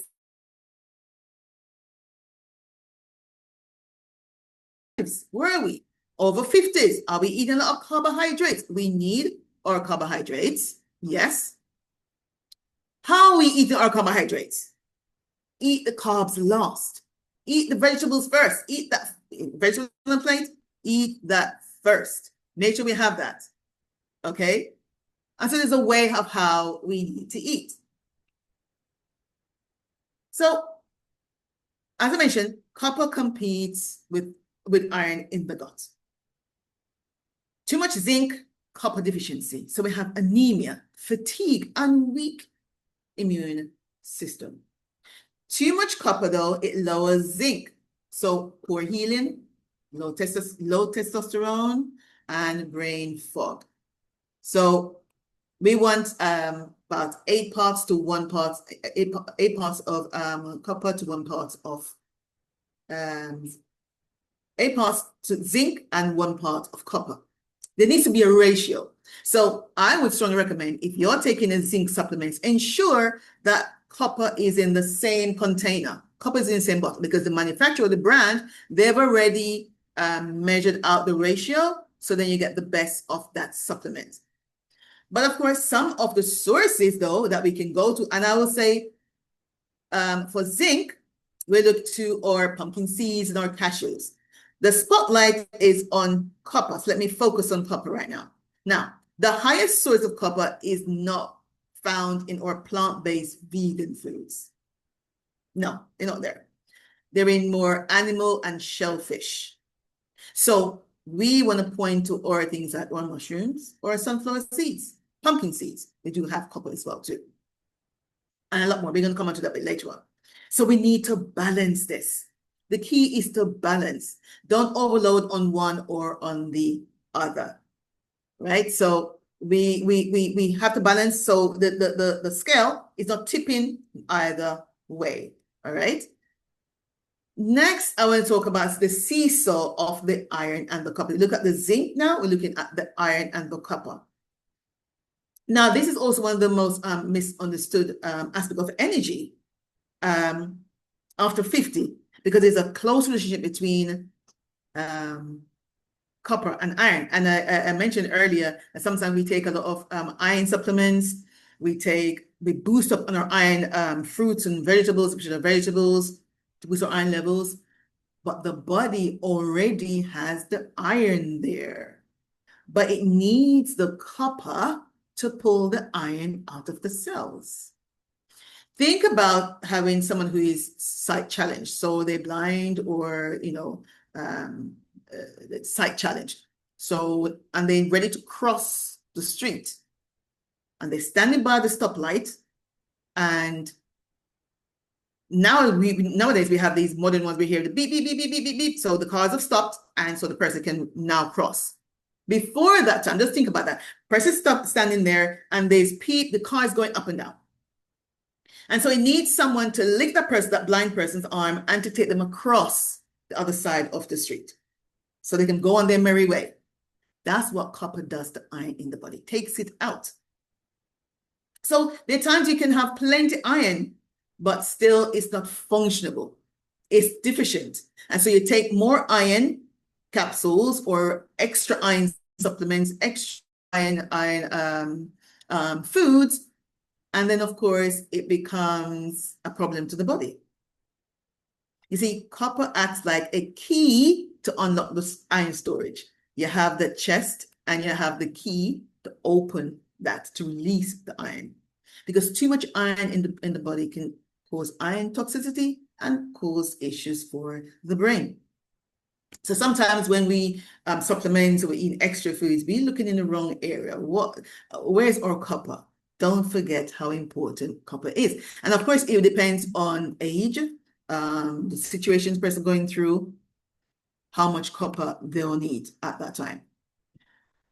And so we mentioned if copper is low, of course, iron accumulates in the tissues, especially in the brain, cause oxidative stress, distrust or sleep, and keeps us in this wired or tired but wired feeling.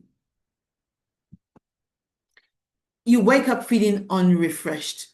When you have excess iron in the brain, it's one of the primary causes for feeling restless, restless syndrome, unrefreshed sleep.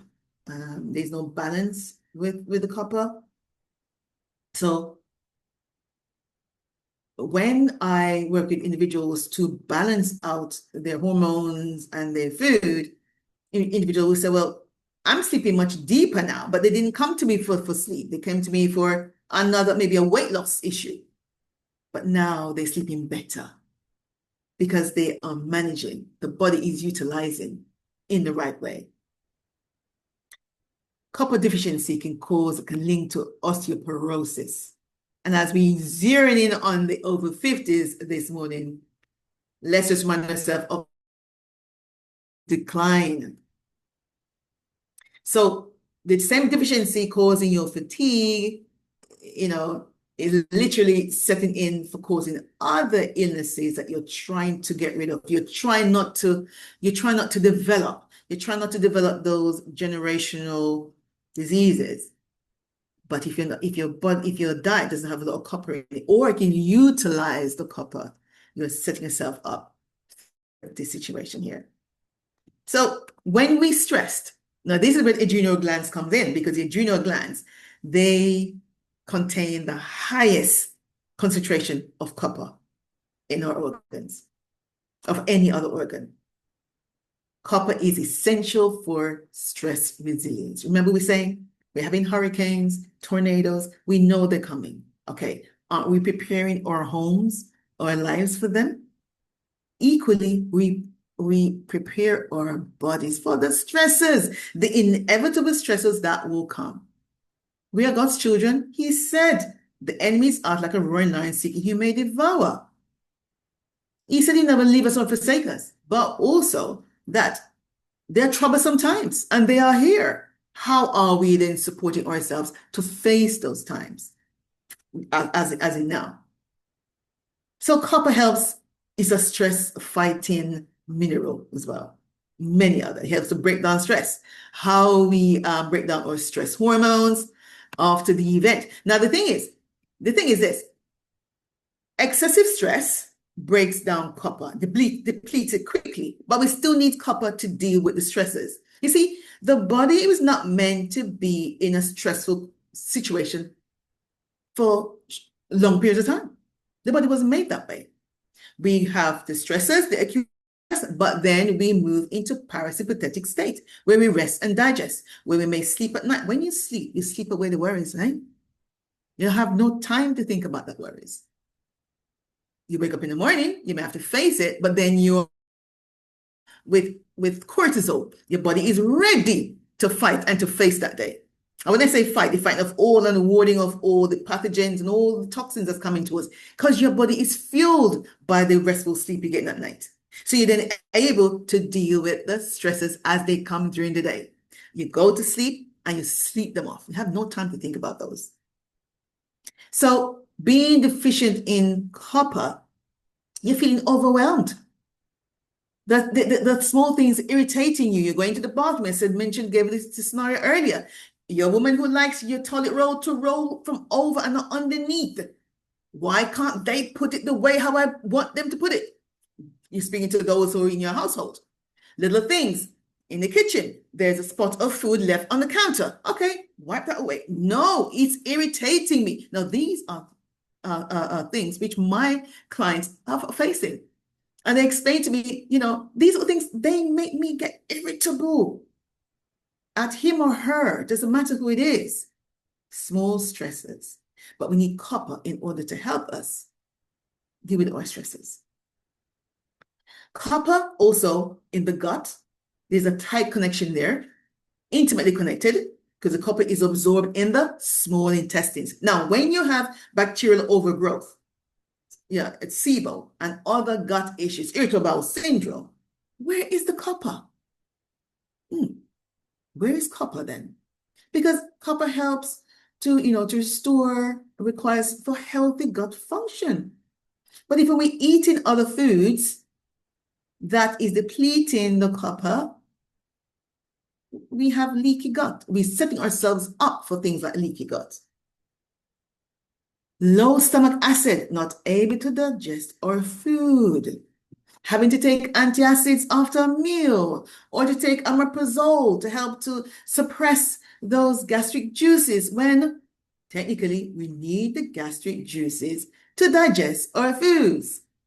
And those medication, they may help short term, but they are individuals who are on these meds for years. And here's the thing, God has made the body fearfully and wonderfully. When you take something as omeprazole to suppress gastric juices, the body still makes the gastric juices. So you're taking it thinking, Doc, this is not working. So they increase your dosage because you're still, when you don't take it, when you come off the omeprazole, you're still having these extra burning sensation going on in the esophagus area. It's the body doing its job. And then you're using a medication to suppress what the body should do naturally. So you try to suppress, and so individuals, they stay on medication for a long period of time. And those omeprazoles, those antacids, those, you know them, they're only setting yourself up for risk of developing diseases. Because remember, you need to digest your food and the nutrients, and you know exactly what happens in the body when you eat our foods. So if copper is not able to be absorbed in the small intestines, it weakens our intestinal barrier. Of course, it reduces those bacterial supports that we know that we need those bacteria. We need them. They're the ones who are helping us. When we eat to feed those bacteria in the gut. It's not about our taste buds. Oh, I like this. I don't like that food. No, we need to change that. We are feeding our microbes. They're the ones who are working diligently. They're the ones with the body clock. They're the ones who know when to digest, when to absorb, when to excrete. So we need to work with their timing as well. So in a nutshell, these are some of the foods that we plant-based versions, because the highest amount of copper, they are not in plant-based foods. So we want to lean towards or cashews or almonds or sunflower seeds and or avocados or mushrooms or leafy greens. And I'm going to stop here and I'm going to ask you a question. Is there let me say 5 of these copper foods? Put that in your notes. Have you had at least 5 of these this week? Make a jotting in your notes. I see a raised hand. I'll take your hand very, very soon. Put it in the chat if you have, or put it on your notes. Because what I want you to do is to, after leaving this session, that you're continuing to implement and to take action from the information that I shared with you Sabbath morning after Sabbath morning. You're no longer hearers of the word, but doers of the word. And you're taking it seriously because, yes, you're over 50. Yes, the body's changing. However, I just need to know what I need to do to support my health. All right. There are some individuals also who will use copper cookware and drinking bottles because they want excess copper as much as possible. Remember, temperance is what we're talking about here. Okay, we need temperance. And so excess copper can deplete zinc, because remember, they fight for space in the gut to be absorbed. It's one say they antagonists against each other, but we don't want too much copper. So to avoid this, we also want to avoid excess zinc without the copper. High dose vitamin C with meals, because remember, a lot of the copper, you're going to take it within a meal. You're eating. If you're taking a supplement, then that's different, okay? Antacids that reduce stomach acid will deplete our copper as well. So ensure that you have at least 5 things that you can this week. You know, next week you're going to do a bit more, right? But for the weeks just gone, just finishing, all right? 5, you can put in the chat. Yes, I can safely say I had 5. Oh, some people may have had more than 5, and that's okay. In 3 John 1 verse 2, I pray that you may enjoy good health and that all may go well with you. God desires your wholeness in body, mind, and spirit. He wants us to prosper. Now, it's not just copper alone that you need to soar after 50. There's a lot more nutrients, of course. But for the purpose of this presentation, I wanted to zero in on copper. But I also want, because I still have some time, I want to mention about selenium. And selenium mineral, not just for men, women as well too. But of course, it protects the prostate health. It lowers inflammation, and of course, it boosts the immune system. So, which means it helps with gut health, because 80% of the immune system sits in the gut. And so when you have a deficiency of selenium, you're looking at things like low energy, fatigue, hair loss, brittle nails, brain fog, poor concentration, muscle weakness, greater risk of prostate issues as well. That's for the men. And women, the thyroid, hormone balance, weight control issues, metabolism, energy as well too. Powerful antioxidants. This is why it matters that we have our selenium, and preferably in our foods as well, as opposed to a supplement, because you don't want to overdo it. And sometimes supplements, people can get carried away with supplements. And I will say this, if you're opting for supplements, you contact your primary care healthcare doctor or your GP or a naturopath or a medical missionary, someone who knows about these minerals, because you can take too much and you're now out of the realms of temperance. Of course, it also eases menopausal symptoms, and of course, it helps to balance hormones.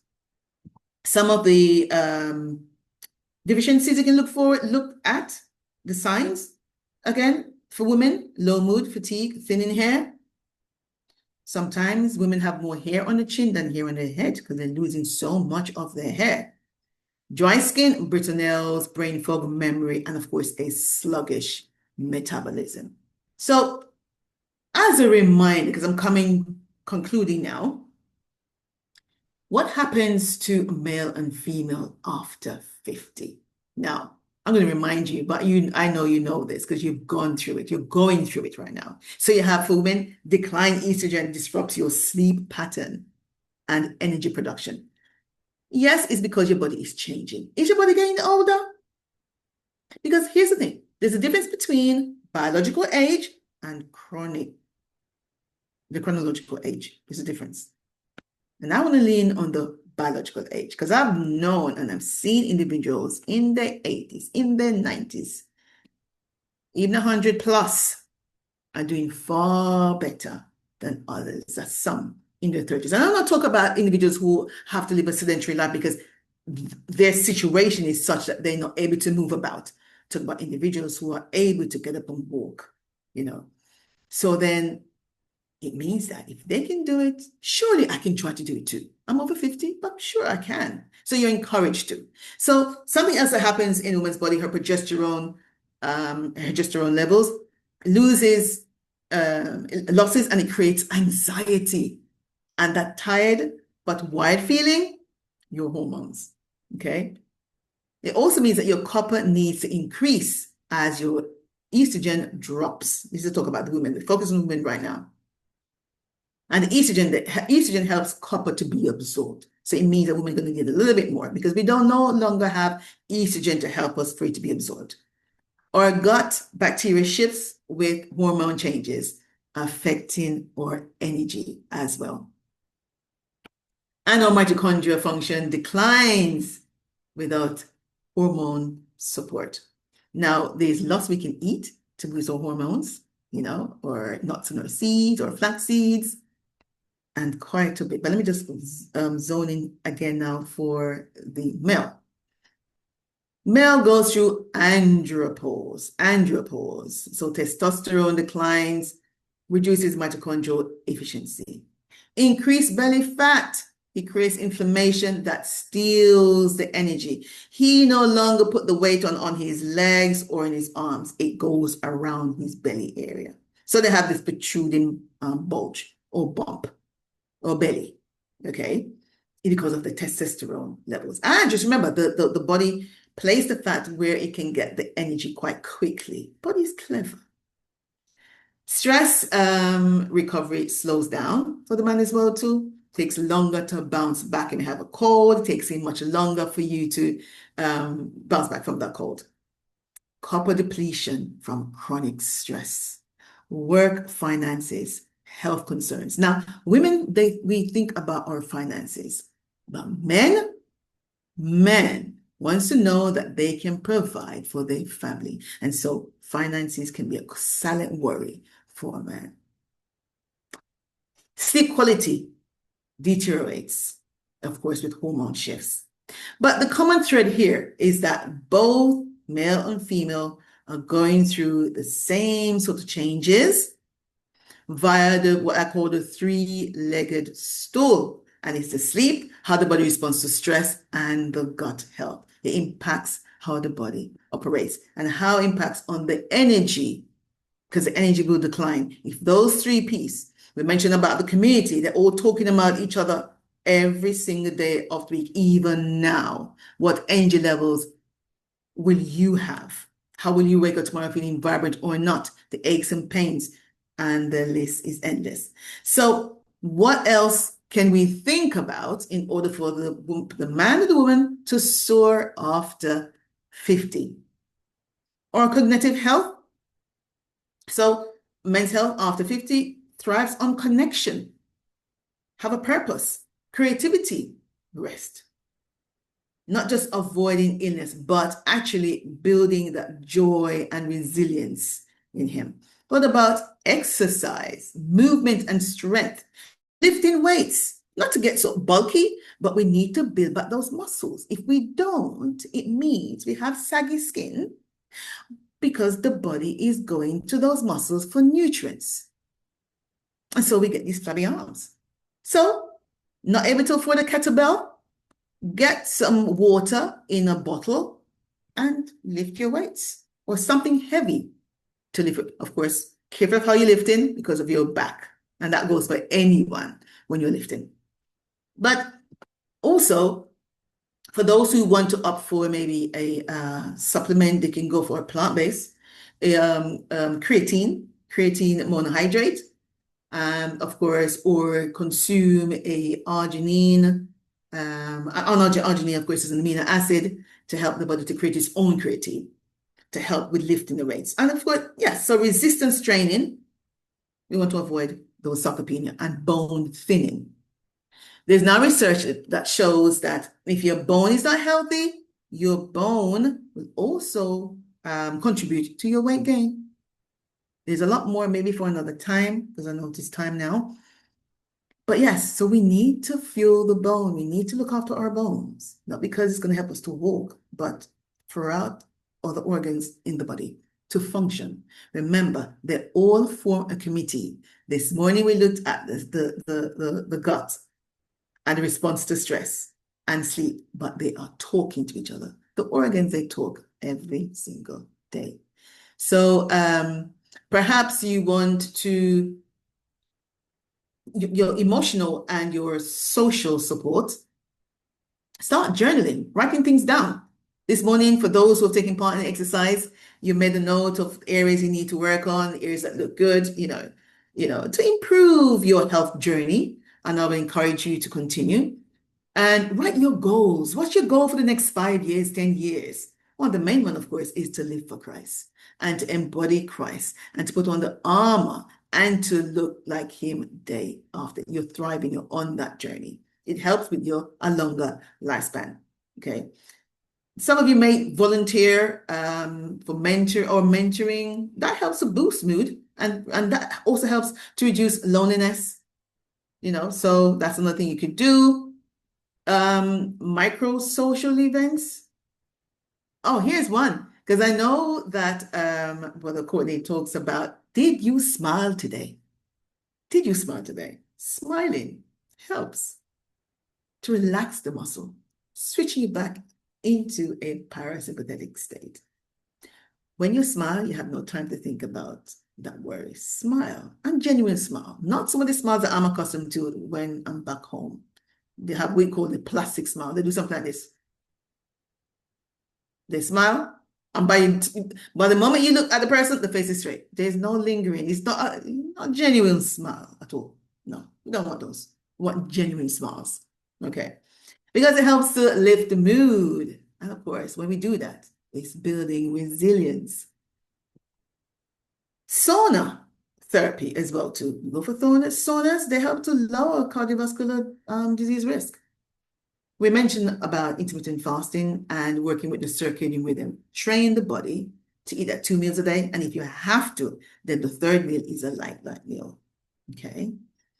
And when was the last time you go out of the house in the back garden, step outside with your bare foot? Even went to the park, take your shoes off, the socks, walk on the grass. That helps. It helps with circadian alignment as well, too, but also to reduce your stress. So, we are fearfully and wonderfully made, and God wants us to be energized. God designs our body for sustained, joyful energy. So the fatigue, the crashes, the tired and wired feeling aren't normal aging. It's because we haven't doing enough to support the body. So they, there are signals, that are hidden in the three-legged stool I spoke about earlier. And we can support those stools. We can support them. We've heard of some already. And one of the takeaways from this morning is to remember that you can restore cellular energy. And you'll feel better by doing so. But also, you're literally preventing the chronic diseases that you so fear, or you may think is inevitable as we progress year after year. There's a family generation. In my family, there's diabetes, and there's an eye problem, wearing glasses. And there's high blood pressure also. Now, it means my genetic makeup, I look for those. My lifestyle now, though, will pull the trigger.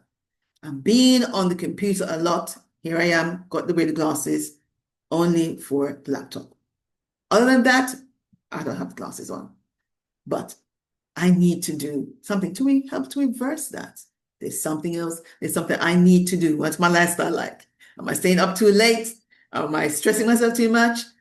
Taking on whatever it is, it may be different for you, but it's an opportunity for you to reflect and to look back. What are the changes that you can make in order to live the way how God wants that body to live? And, just remember that your energy is worth your investment. Your energy is worth investing in. Your family ministry, the calling to deserve the best of your version of yourself is possible. And with God, all things are possible.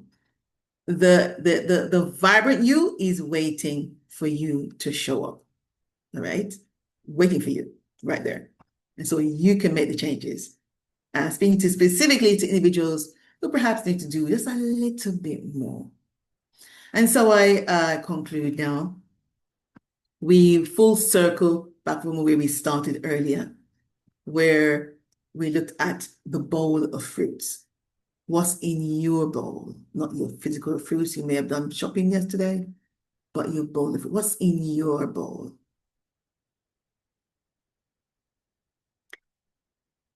When we have love lifts us above bitterness.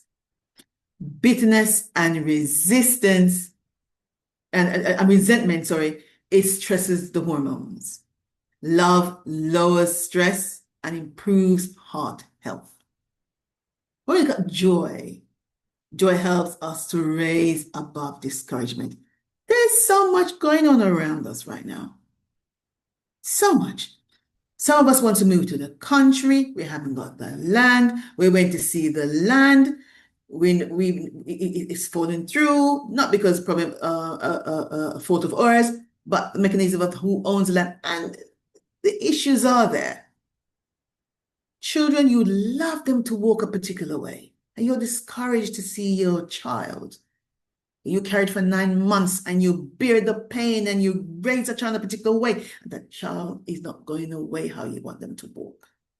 The discouragement are everywhere.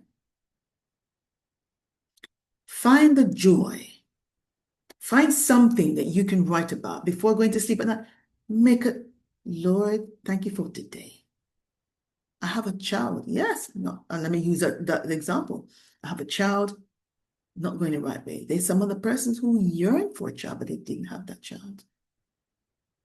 Joy stimulates healthy neurotransmitters like serotonin. It's supporting both your mood and gut balance. Balance your gut. Joy does that. Finding the joy. Find the peace that carries us beyond life turbulence. A peaceful mind reduces cortisol and calms digestion and supports restful sleep. That's music to my ears when I, realize the power of the body. And when we look at these fruits, use these fruits, turn them around and practice them and build on them. And for those that are a bit sour right now, work on them so they can ripen, so you can get the benefits of the fruit. There's some fruits that are hard. They need to be softened. Because when you do, your body will thank you for it. Imagine peace. The peace that passeth all understanding helps the gut to balance. Reduce cortisol levels. Cortisol is, I call that king of hormone. When your cortisol levels are up and constantly up and elevated, when I say up, I mean elevated, for months, for years, your body breaks down into illness. Find that peace. Peace carries us beyond life turbulences. A peaceful mind reduces cortisol, calms digestion, and supports restful sleep. Patience helps us to glide instead of crash.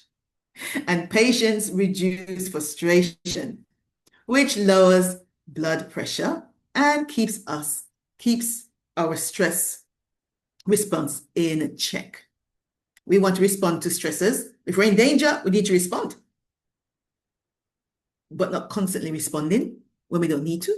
The body needs time to rest, and patience does that. Kindness and goodness extends our wings to others. Be kind. I think this is one where we flourish in, I would say, more. Kindness is easy to give and to receive. Act of kindness releases oxytocin. That's another hormone. The feel-good hormone, which supports gut functions and sleep. Faithfulness keeps us steady in fight. Faithfulness, a faithful, consistent lifestyle, healthy routines, daily rhythms keeps the body in balance. Gentleness ensures we don't harm others as we rise. Gentleness is how we treat ourselves. Rest, nourishing foods, self-care. It supports healing and recovery. When you talk about healthy foods, not ultra-processed foods, that's pulling nutrients from our body. Eating on time. When we eat on time, we feed those microbes on time. They're able to then do what they need to do. Self-control. Now, self-control. I smile at this because I remember there's times when even now, my, what is it called those? I wouldn't maybe. I think I mentioned before, if you know me, you've probably heard me speak before. I like those cheesy snacks because it takes me back to childhood days. I think in Jamaica they call them cheese tricks or cheese puffs or some jumbo ones. They got different names for them. And even now when I go about my business in supermarkets and you go to certain aisles, you see them and say, you once had me. Yeah. I wouldn't be able to go to supermarket, see it and not. Self-control. This reminds me to share with you. My client recently, last week, we had our final meeting and she said to me, I said, how did you get on? Because I do meet with clients quite often to make sure they stay on track. And she said, it was a struggle. She said, I said, if you were to recommend me or to say what was your experience working with Sonia, what would you say? She said, let me say, first of all, I would say willpower. What she did, she said all of the plans and whatever else and support, perfect. But for her, the hardest part was for her to keep focus and self-control. So what she did, she used sticky notes. No, she has children, so bless her. And so in terms of that, she's trying to change the family into eating exactly what she's now eating, right? Change the diet.